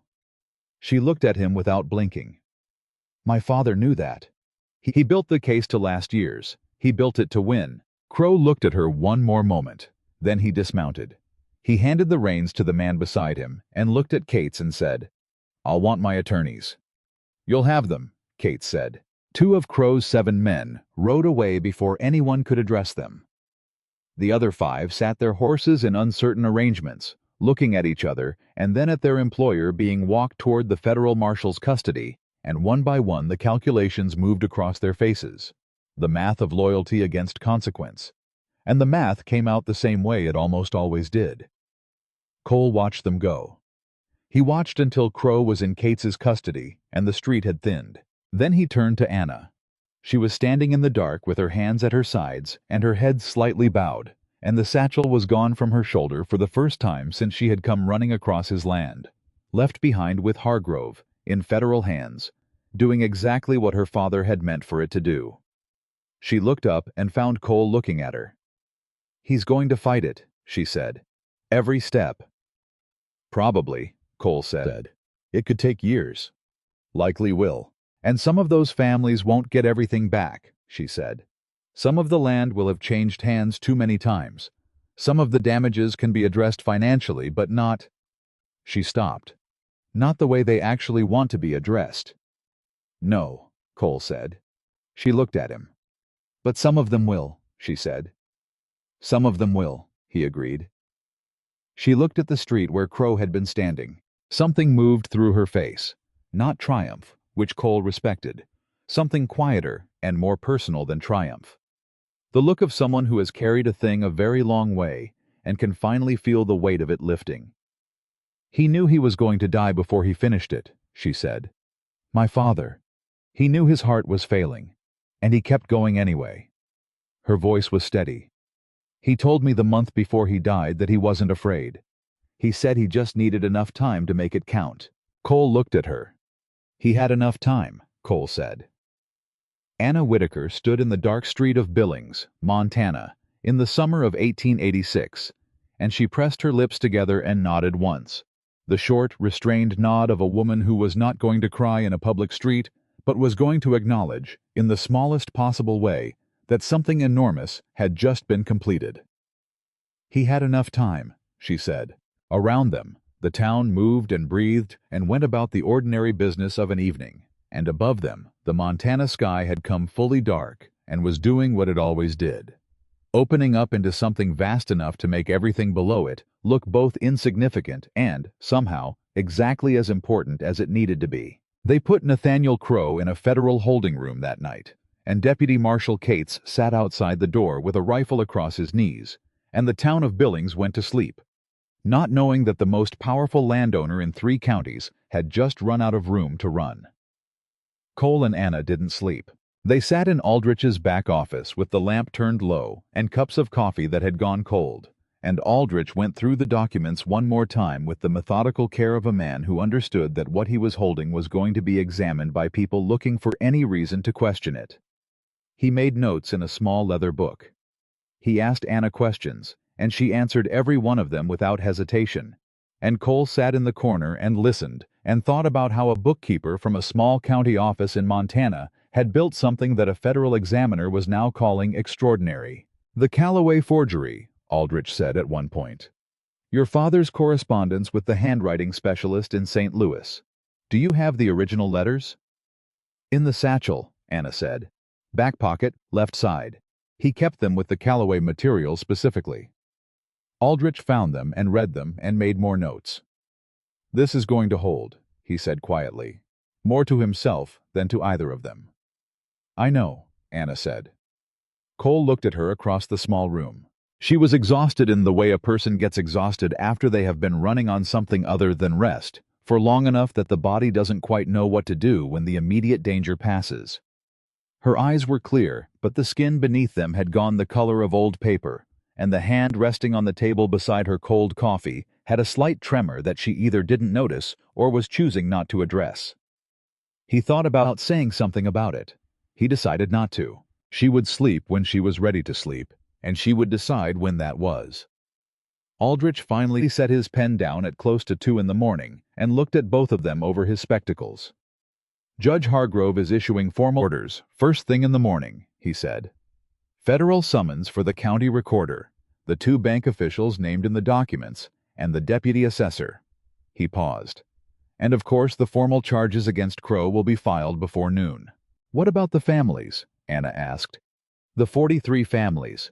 When does the process start for them?" "Hargrove said he intends to establish a review commission within the week," Aldrich said. "Each case will be examined individually against the documentation your father compiled. For the clearest cases, the ones with full paper trails and authenticated forgeries, he expects a federal ruling within 60 days. 60 days, Anna said. "That's fast for a federal proceeding." "I know," Anna said. "I know it is." She pressed her hand flat on the table. "Some of those families have been waiting 4 years. A few of them have been waiting longer." She paused. 60 days is going to feel like a long time to a family sleeping in their sister's house. "Yes," Aldrich said simply. "It is. That's the gap between what the law can do and what people need. Your father understood that gap. I think that's why he was so careful. He built the case to move as fast as the law allows." The room was quiet for a moment. Cole set his cold coffee down. "The county recorder," he said. "He's one of Crow's contacts. You mentioned that. Is he going to cooperate, or is he going to spend the next week destroying records?" Aldrich looked at him. "That," Aldrich said, "is a very good question." Cole looked at Cates, who had come in from the door for the last part of the conversation. "You need someone at the county recorder's office in Harlan's Crossing tonight," Cole said to him. "Not tomorrow morning, tonight, before Crow can get a message out and before the recorder can do anything to the county files." Cates was already reaching for his hat. "I've got 2 deputies I can have on horses in 20 minutes, he said. "Make it 10, Cole said. Cates went out the door. Anna looked at Cole. "You think Crow got a message out before we stopped him?" she said. "He's a careful man," Cole said, "and careful men have contingencies." She thought about that for a moment. "The bank officials named in the documents," she said. "First thing tomorrow, they're going to know something is happening. They're going to start moving assets." Cole looked at Aldrich. Aldrich was already writing in his small leather book. "I'll include it in my communication to Hargrove," he said. "He can add asset freeze orders to the morning filings." The night ground on, and Cole sat in the corner and watched Anna's mind work. Watched her identify each remaining vulnerability in the case and address it. Watched her think the way her father had taught her to think, which was 3 steps ahead of the current moment and with full attention to what could still go wrong. She was not celebrating. She was not resting. She was still running, even sitting still, because she understood that the work they had done in the last 2 days was the beginning of a process, not the end of it.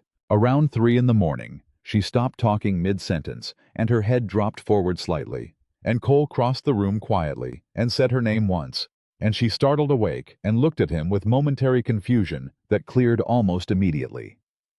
"I fell asleep," she said, mildly surprised. "For about 4 seconds," Cole said. "There's a couch in the outer room. Go sleep." "I should stay. Aldrich has everything he needs for tonight," Cole said. "Cates is handling Harlan's Crossing. Hargrove is issuing orders at 8 in the morning. There is nothing useful you can do between now and sunrise that is worth more than 2 hours of sleep." She looked at him. "You sound very certain of that," she said. "I am certain of that," he said. "Go." She went. Cole sat in the corner and kept Aldrich company while the examiner finished his notes, and at some point before first light he put his head back against the wall and slept for an hour and a half in the way he'd learned, completely and immediately and with one layer of awareness near the surface. And when Aldrich woke him at 6:30 with fresh coffee and the news that Cates's deputies had reached the county recorder's office in Harlan's Crossing and secured the files, Cole was awake and clear-headed before his boots were on the floor. Anna came in from the outer room at 7, and she looked like a person who had slept 2 hours but had needed 2 months. The exhaustion was still there. It was going to be there for a while. But something in her eyes had settled overnight, a quiet that had not been present when she came running across his land. Not peace exactly, more like the particular steadiness of someone who has put down a weight they have been carrying for a long time, and is only beginning to understand what their hands feel like without it. She drank her coffee and read through Aldrich's notes from the night, and asked 2 questions, and found the answers satisfactory. "What time does Hargrove file?" she asked. 8 o'clock, Aldrich said. She looked at the clock on the wall. 52 minutes, she said. Cole handed her a piece of bread from the small supply Aldrich kept in his desk drawer, and she took it without comment and ate it, which told him she had passed the point of caring about appearances and arrived at the more useful place of simply keeping herself functional. Judge Hargrove filed at 8 o'clock exactly. The federal orders went out before 9. By 10 in the morning, the 2 bank officials named in Anna's father's documents had been served with federal summons, and their institution's records had been placed under court seal. The county recorder in Harlan's Crossing, faced with 2 of Cates's deputies and a federal order, cooperated completely and provided additional county records that expanded the documentation further than Joseph Whitaker had been able to access from outside the office. And Nathaniel Crow, in his federal holding room, received a visit from his attorneys and was told, in the particular language of men who charged a great deal of money to deliver bad news, that the situation was considerably more serious than he had represented to them. Cole heard this last detail from Cates, who relayed it with the flat economy of a man reporting a fact rather than enjoying it. His lead attorney came out of the holding room looking like he'd been handed a bill he wasn't expecting, Cates said. "Good," Anna said. She said it without satisfaction in her voice, which Cole thought was the right way to say it. This was not about satisfaction. It was about the 43 families, and the satisfaction that mattered was the kind they would feel 60 days from now when federal rulings started coming down. The hardest moment came mid-morning. Cole was standing outside Aldrich's building in the early heat when a man came up the street from the direction of the federal land office at a pace that meant he had something to say. He was one of Aldrich's contacts, a clerk from the land office, young, with the look of someone who had just learned something that was going to change the shape of his morning. "The land office," the clerk said to Cole. "There's a problem." Cole straightened. "What kind?" "3 of the properties in the documents, the Holt place, the Garfield place, and a third one belonging to a family called Morrison. They've been resold," the clerk said. "After Crow took them, he sold them to third parties, private citizens who bought in good faith." He paused. "Those families didn't know the land had been stolen. They bought legitimately from what they believed was a legitimate seller." Cole went inside and told Anna. She sat with it for a long moment. "Bona fide purchaser problem," she said. "My father flagged it. He knew there would be some. How do you address it? Cole asked. The federal ruling can order Crow to compensate the original families from the proceeds of the fraudulent sales, she said. It doesn't give them their land back, those 3 pieces anyway, but it gives them what the land was worth, plus damages. She paused. It's not the same. I know it's not the same. No, Cole said. It's not. She looked at the table. The Garfields had that land since 1871, she said. 15 years. That's not compensable. You can't pay someone for 15 years of home. She was quiet for a moment. But it's more than they have now. And it's the truth on record, which means nobody can ever say it didn't happen. Cole looked at her. Your father understood that, he said. That's why the documentation matters beyond the money. It's the record that says these people existed and what was done to them was wrong. Anna looked at him for a long moment.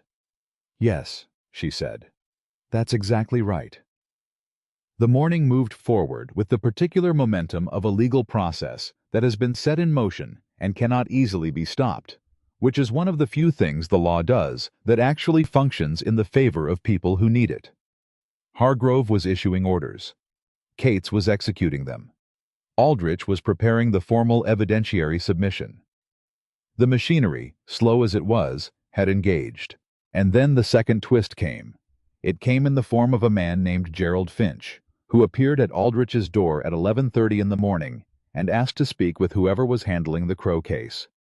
He was 60 years old, slight, with the careful movements of someone managing physical pain, and he introduced himself as the former deputy assessor for the county, the same position named in Anna's father's documents as having been corrupted by Crow. Anna looked at him across Aldrich's desk with the expression of someone who had just been handed an unexpected card.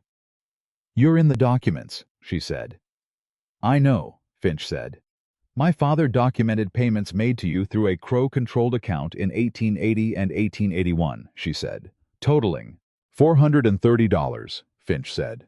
I know exactly what it totaled.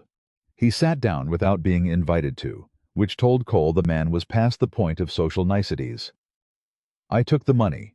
I'm not here to deny it. I did what Crow asked me to do with the assessor records. I falsified 2 property valuations and approved 1 fraudulent title transfer. The room was very still. Then why are you here? Anna said. Because when I took that money, I had a wife dying of consumption and 2 children to feed and a choice between my integrity and their lives, Finch said. I chose wrong. I know I chose wrong. I have known it every day since 1881. He looked at his hands. I left the assessor's office 6 months after, and I've been working as a private surveyor since. Small jobs. Nothing connected to Crow. He paused. When I heard this morning that federal orders had gone out, I went home, and I got what I've been keeping for 4 years. He reached inside his coat and produced a sealed envelope. He set it on Aldrich's desk. That, he said, is a signed statement documenting every instruction I received from Nathaniel Crow personally. Names, dates, specific directives, including 3 actions that don't appear in whatever documents you already have. He paused. Including 1 conversation in which Crow explicitly stated that a debt he had manufactured against the Brennan family was intentionally designed to force their departure from land he intended to acquire. Anna stared at the envelope. Cole looked at Finch. You've been holding that for 4 years, Cole said. I've been holding that since the day after I left the assessor's office, Finch said. I wrote it the same week because I knew that one day I would need to account for what I did, and I wanted to be able to do it completely. He looked at Anna. Your father came to see me in 1883.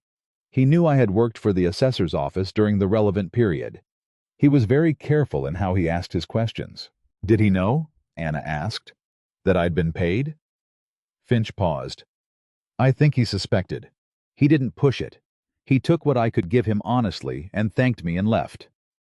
A pause. I think he was the kind of man who gave people room to come forward in their own time. Anna's jaw tightened for a moment. He was, she said.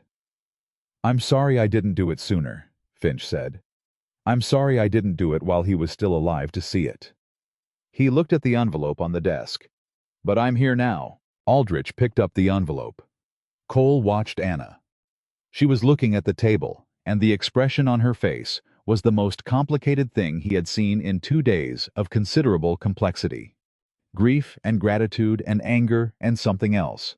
The particular quality of a person who is watching the thing their father built continue to grow after he is gone. Finding roots he didn't know he had planted. "Take his statement," she said to Aldrich. Her voice was controlled. "Add it to the formal submission." Aldrich was already opening the envelope. The afternoon that followed was one of the strangest Cole had spent in a long time, which was saying something given the company the last 2 days had been keeping. It was the afternoon of a crisis that had already moved past its peak, but not yet settled into resolution. A space between the dramatic and the administrative, full of legal documents and quiet conversations, and the slow work of people who were building something that would outlast the moment. Tom Riley appeared at 2 in the afternoon, having apparently heard through the particular network of people who pay attention to things in a mid-sized territorial town that the situation had moved considerably since he had ridden south with Aldrich's address on a piece of paper. He came in, looked around Aldrich's office, took in Anna and Cole and Finch and the organized stacks of documents, and sat down. "Crow's still in custody?" he said. "Still in custody," Cole confirmed. "His attorneys are filing for bail," Kate said from the door. "Hargrove will deny it." "Good," Riley said. He looked at Cole. "You're both still alive." "Working on it," Cole said. Riley looked at Anna. "Miss Whitaker," he said. "I knew your father by reputation. Every honest man in this territory who paid attention knew of him." He paused. "I'm sorry I never told him that while I had the chance." Anna looked at him steadily.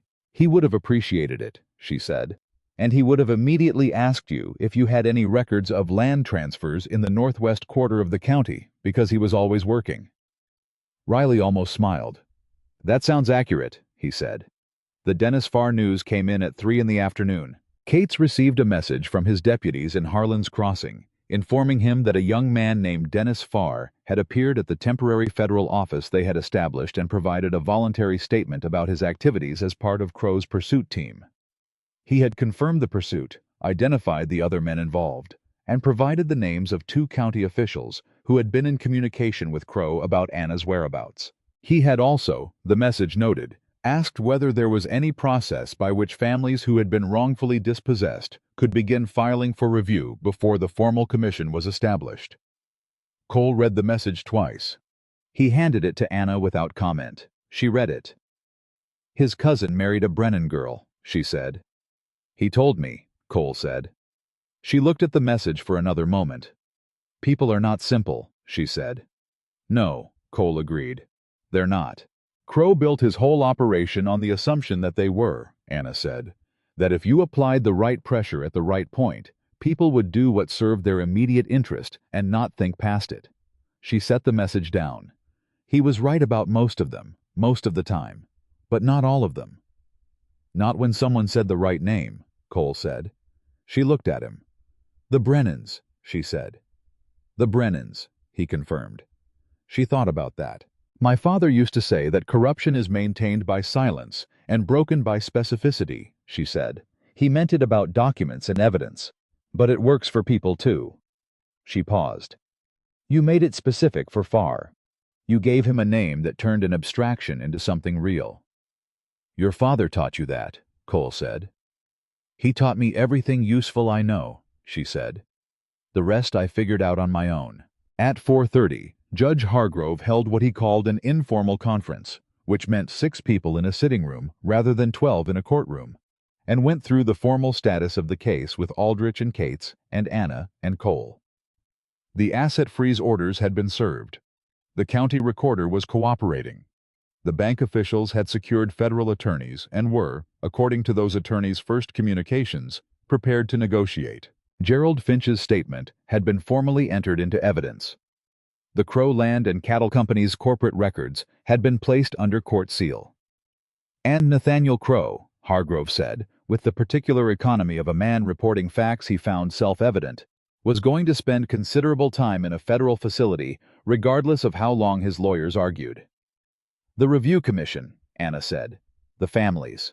Established formally tomorrow morning, Hargrove said. I'm appointing 3 commissioners, one from the Federal Land Office, one from the Territorial Attorney's Office, and a third. He paused and looked at Anna. I would like the third to be someone with direct knowledge of the documentation and the families affected. Anna looked at him. You're asking me, she said. Your father would have been my first choice, Hargrove said. You are my second, and I suspect you are the more practical choice given the circumstances. I'm 26 years old, Anna said.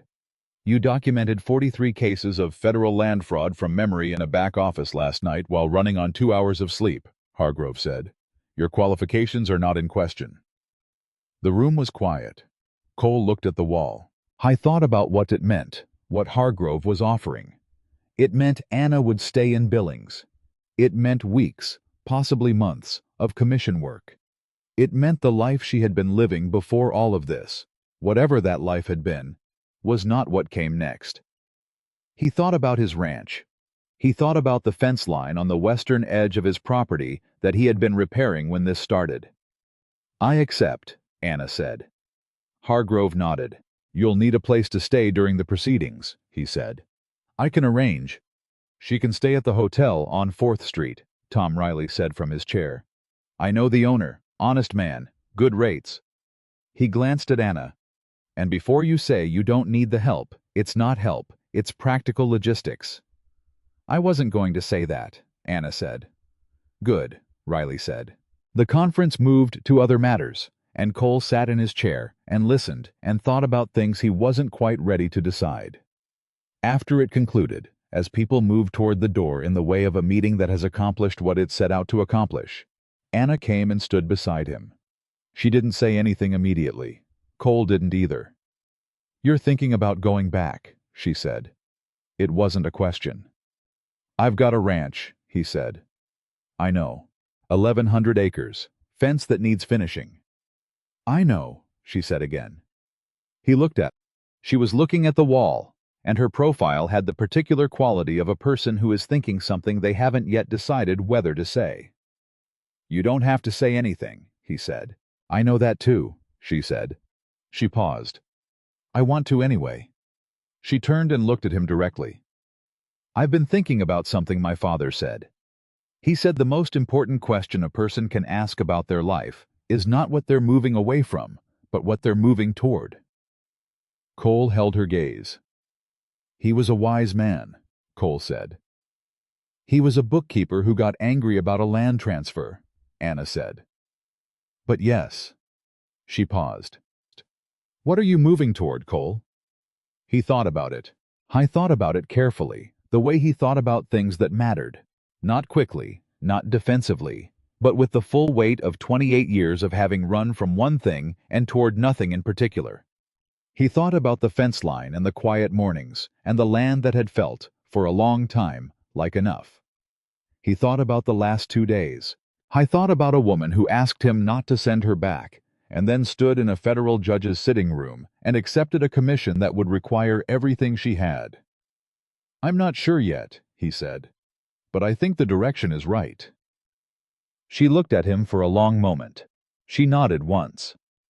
The commission work will take most of my time, she said, but not all of it. And Harlan's Crossing is 14 miles from your ranch. I know where Harlan's Crossing is, Cole said. I know you do, she said. I'm making a different point. He looked at her. Something that had been held together by the particular tightness required for 2 days of survival and urgency and danger was now, in the ordinary light of a Billings afternoon with the crisis at its back, beginning to resolve into a different shape. Not softer, more honest. 14 miles isn't far, he said. No, Anna said. It isn't. She held his gaze for one more moment. Then she picked up the satchel from the chair beside her. Habit, he thought, or maybe comfort, and held it in both hands and looked at it. He carried this everywhere, she said. In the last year especially. He'd put it by his bed at night. She ran her thumb along the leather strap.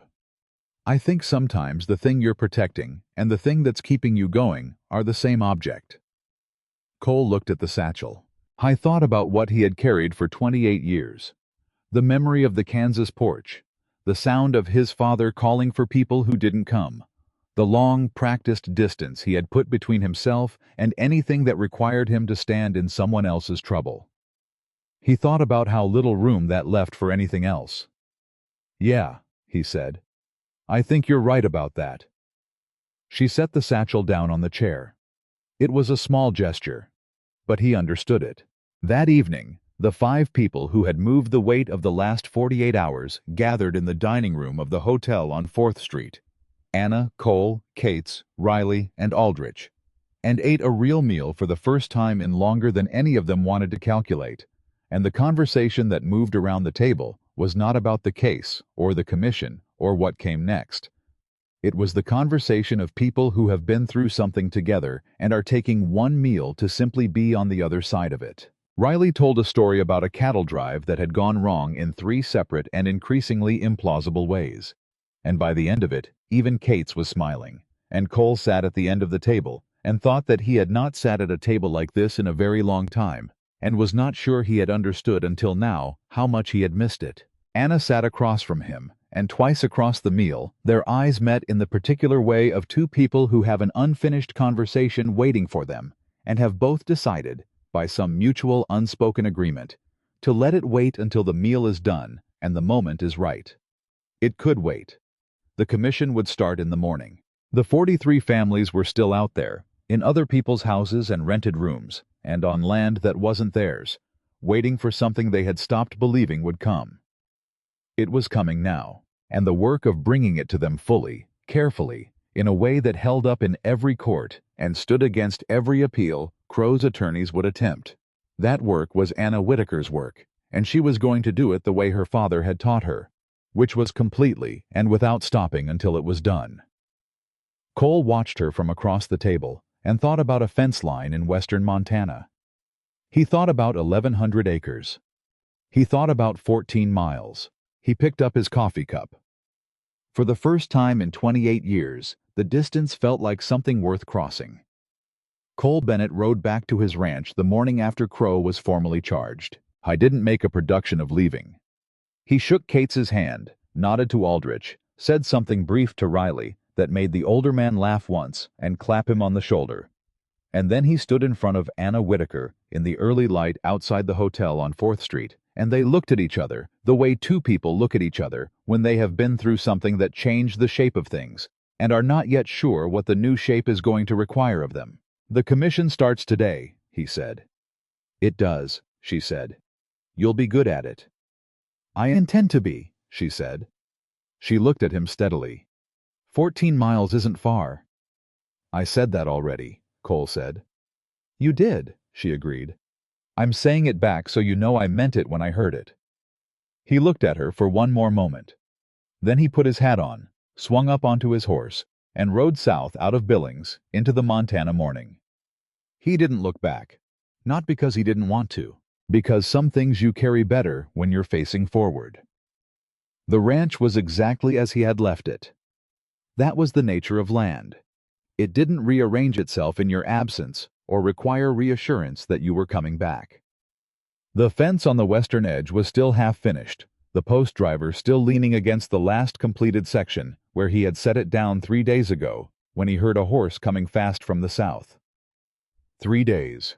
It felt considerably longer than that. He unsaddled his horse, saw to her water and feed, and then stood in his own barn in the quiet and let the familiar smell of it, hay and horses and old timber, settle around him like something he hadn't known he needed.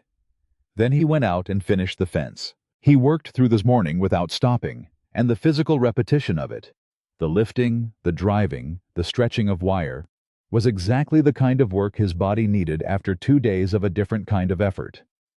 When the last post was set and the last wire run, he walked the completed line from one end to the other and checked each connection, and when he was satisfied, he stood at the western boundary of his land and looked south toward where he had first seen Anna Whitaker come running through the summer grass. He stood there for a long time. Then he went inside and made coffee and sat at his kitchen table, and the house was quiet.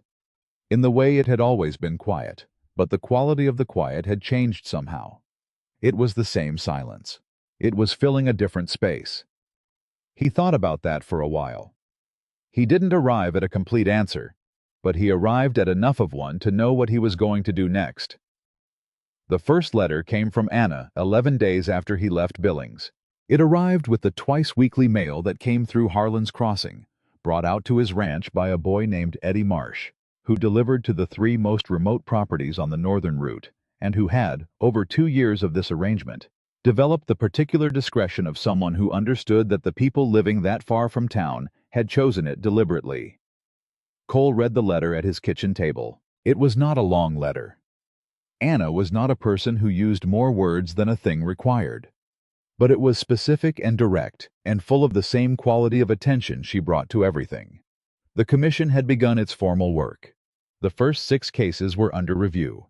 The Brennan family had submitted their claim with Dennis Farr's testimony as supporting evidence, and Gerald Finch had been offered a reduced consequence arrangement in exchange for his continued cooperation, which he had accepted without hesitation. At the end of the letter, in the same tone she had used for the rest of it, she wrote, "The hotel dining room serves acceptable coffee, but nothing worth the description. I find myself thinking about the coffee in your kitchen, which was at least honest." Cole read that last part twice. He folded the letter carefully and set it on the table. Then he sat there for a while, and he was smiling without quite knowing he was doing it, and when he realized it, he didn't try to stop. He wrote back the same evening. His letter was shorter than hers. He was not a practiced writer, and he knew it, but what he wrote was true, which he had decided was worth more than length. He told her the fence was finished. He told her the commission's work mattered, and she was going to carry it right. He told her that the coffee in his kitchen was honest because he made it strong enough to be worth drinking, and that was a principle he applied to most things. And then, at the end, he wrote, 14 miles is nothing on a good horse. I ride to Harlan's Crossing on Thursdays for supplies. That could change to include other stops without considerable effort. He sent it with Eddie Marsh on the next mail run. She wrote back within 3 days. Thursdays would be acceptable, she wrote. The hotel is on 4th Street. You have already been there. I will expect you at 4 o'clock, which gives you enough time to complete your supply run and enough time for us to eat dinner before the light goes entirely. I am not a woman who stands on ceremony, so if this arrangement suits you, simply arrive. No further correspondence required on the logistics. Cole read that letter and laughed out loud, alone in his kitchen, the first full laugh he had produced in longer than he could precisely calculate. And the sound of it surprised him slightly, because he had almost forgotten what it felt like to have something genuinely funny reach him that way. He arrived the following Thursday at 4 o'clock. He arrived every Thursday after that. The commission work was harder than Anna had allowed herself to anticipate, and she had anticipated that it would be very hard.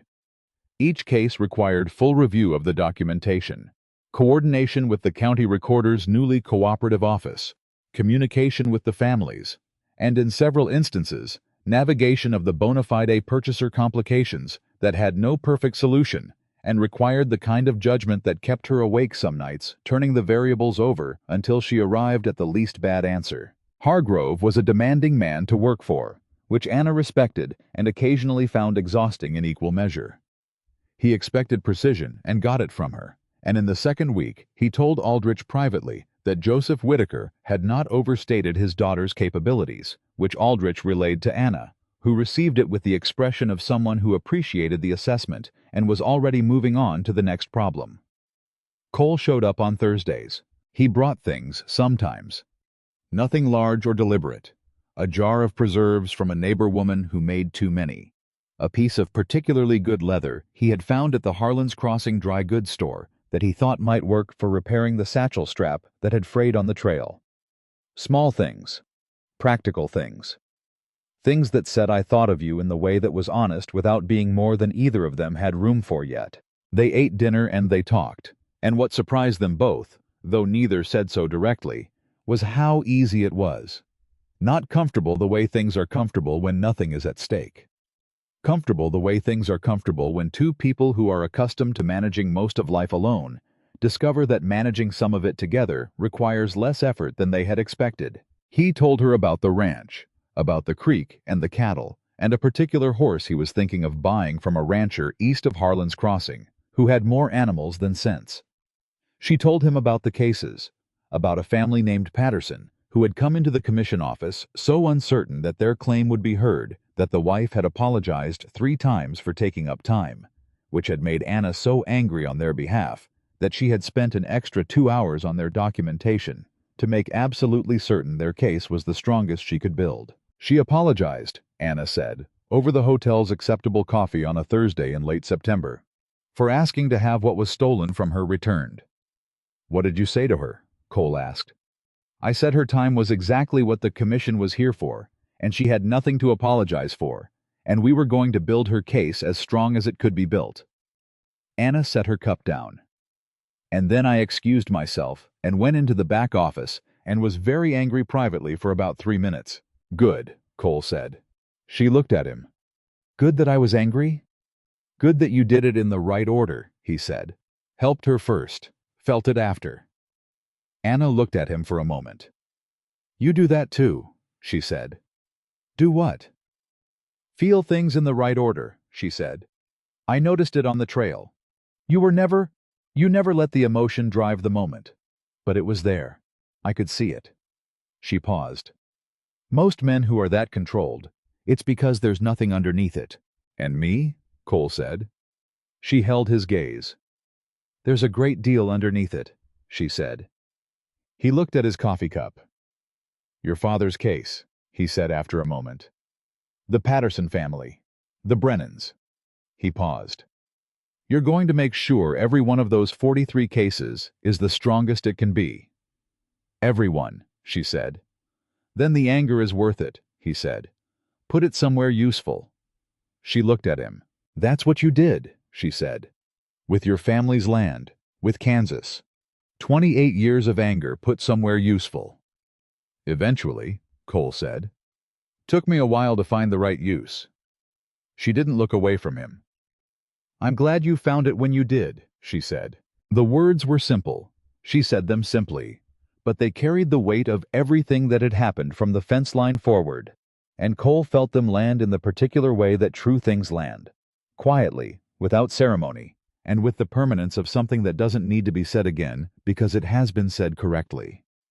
So am I, he said. The first formal rulings from the Review Commission came down in the 3rd week of October, 52 days after Hargrove had told Anna to expect 60. She had pushed the timeline. Hargrove had allowed it because the documentation was good enough to allow it, and because he had learned in 6 weeks of working with Anna Whitaker that when she said something was ready, it was ready. 11 families received formal federal rulings in that first wave. 7 of those rulings included direct land restoration orders. The properties were to be returned, title cleared and registered in the original owners' names, at federal expense, with no cost to the families themselves. 4 of the rulings involved financial compensation for cases where land had been resold to good faith purchasers, with the funds drawn from the Frozen Crow Land and Cattle Company assets. The Brennan family was in the first wave. Cole heard about it on a Thursday.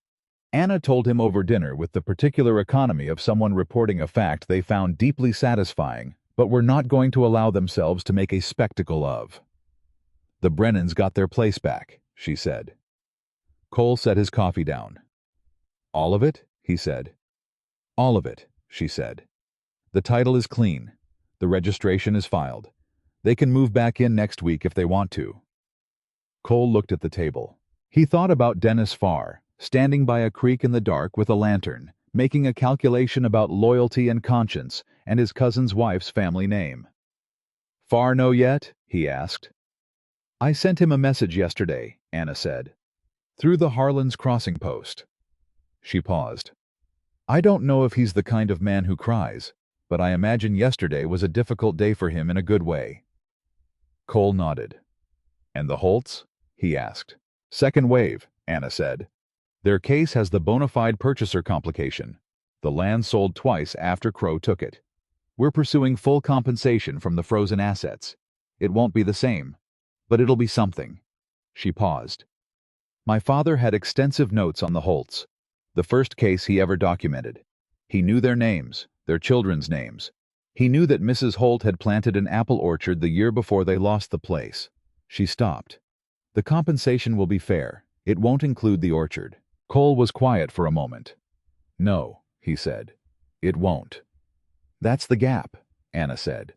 "The gap between what the law can do and what people actually lost." She looked at the table. "My father knew about that gap.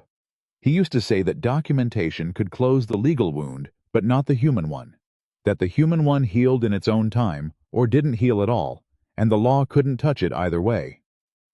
"What did he think closed the human wound?" Cole asked. Anna looked up. "Time," she said. "Community.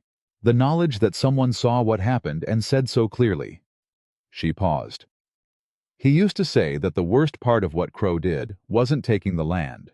It was making people feel like it happened because they deserved it, because they were small and didn't matter, and the world had simply sorted them out correctly." She held Cole's gaze. "The documentation says otherwise. The federal ruling says otherwise. That matters. Not as much as the land, but it matters." Cole thought about his father on the Kansas porch. He thought about the neighbors who hadn't come. He thought about what it would have meant if someone had come, not even to save the farm, because the farm was already gone, but just to stand there and say, "I see this. This was wrong. You mattered." "Yeah," he said. "It matters." The trial of Nathaniel Crow began in November. It was held in the Federal Circuit Court in Helena, which was appropriate to the scale of what was being tried. Crow's attorneys were among the best available west of Chicago, and they were expensive and prepared and moved through the proceedings with the particular skill of people who had been given an extremely difficult assignment and were determined to earn their fees. They could not make the documents disappear. Joseph Whitaker had built the case to withstand exactly the kind of assault Crow's attorneys brought to it, and Aldrich had prepared the evidentiary submission with the care of a man who understood that every document was going to be challenged and had pre-addressed the most likely challenges in the submission itself. Gerald Finch testified for 2 full days and was cross-examined thoroughly and held up entirely, because a man who has been carrying a guilty conscience for 4 years and has finally set it down does not tend to be easily destabilized in the witness chair. Anna testified for 3 days.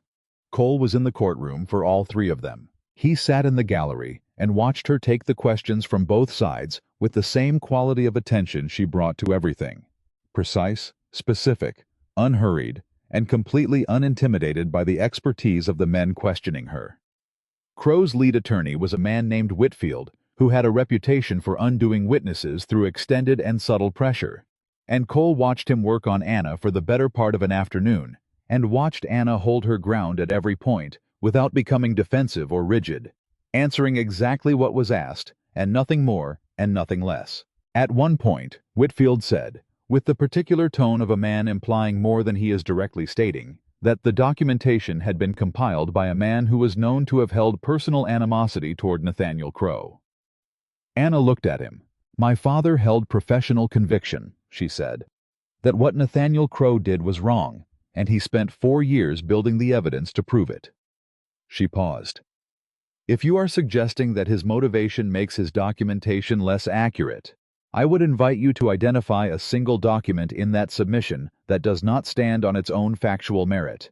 We have been in this courtroom for 11 days. You haven't found one." Whitfield moved on.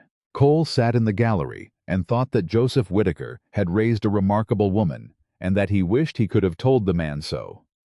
The verdict came on a Thursday. Nathaniel Crow was found guilty on 19 counts of federal land fraud, 4 counts of document falsification, 2 counts of conspiracy, and 1 count of obstruction of federal proceedings. The sentence was handed down the following week: 12 years in a federal facility, with full restitution ordered from the frozen Crow land and cattle company assets to fund the remaining compensation claims. The Crow land and cattle company was dissolved by federal order. The land it had accumulated through fraudulent means was placed in federal administration pending return to original owners or their heirs in each documented case. 43 families, 43 cases. Not all of them recoverable in the way the families would have chosen. Not all of the land returnable. Not all of the years replaceable. Not all of the human wound closable by legal process. But all of them addressed. All of them on record. All of them seen. Anna stood outside the Helena courthouse in the November cold after the verdict was read, and Cole stood beside her, and neither of them said anything for a while. The cold came off the mountains that time of year, with a particular directness that didn't leave much room for pretense, and they stood in it and let the moment be what it was. "He would have been here," Anna said. "Yes," Cole said. "He would have. He would have been standing exactly where I'm standing and looking at that building and thinking about the next step," she said. "He was never very good at stopping to feel things. He always thought there was more work to do." "There is more work to do," Cole said. "I know," she said. "But I'm standing here for 1 minute first." She paused. "He earned this minute. I'm spending it for him." Cole stood beside her and let her have the minute. The wind came down from the mountains and moved through the street, and above the courthouse, the Montana sky was the pale winter blue that went all the way up without stopping, enormous and indifferent and entirely present, the way it always was. After a while, Anna turned and looked at Cole. "Come back to the ranch," he said. She looked at him. It was not the first time he had said it. In the 6 weeks since Thursdays had become a reliable institution, he had said it twice, carefully, meaning it both times and meaning more by it than the words alone carried. She had not answered directly either time, not because she didn't know the answer, but because the commission work had required her full presence in Billings, and she hadn't been ready to say something she couldn't yet act on. The commission work was not finished. It wouldn't be for months. But the structure was established now, the processes were running, and Hargrove had told her 2 weeks ago that she had built something that would continue to function with less than her full daily attention. "The commission still needs," she started. "The commission is running," Cole said. "Hargrove knows what he's doing. Aldrich knows what he's doing. The Patterson family knows what they're doing." He paused. "You built the engine. You don't have to stand next to it every minute to keep it turning." She looked at him. "Are you asking me to give up the work?" she said. "No," he said. "I'm asking you to come home." He held her gaze. "The work comes with you. It always was going to." She was quiet for a moment. The wind moved through the street again. 14 miles to Harlan's Crossing," she said. "Decent road," Cole said. "Good horse, easy ride." "You have a spare room?" "I have a room," he said. "I built the house to have more rooms than I needed, because I was a 23-year-old man who had no idea what he needed, and built in extra space out of some instinct I didn't understand at the time." She almost smiled. "An instinct," she said. "Apparently," he said. She looked at the courthouse one more time.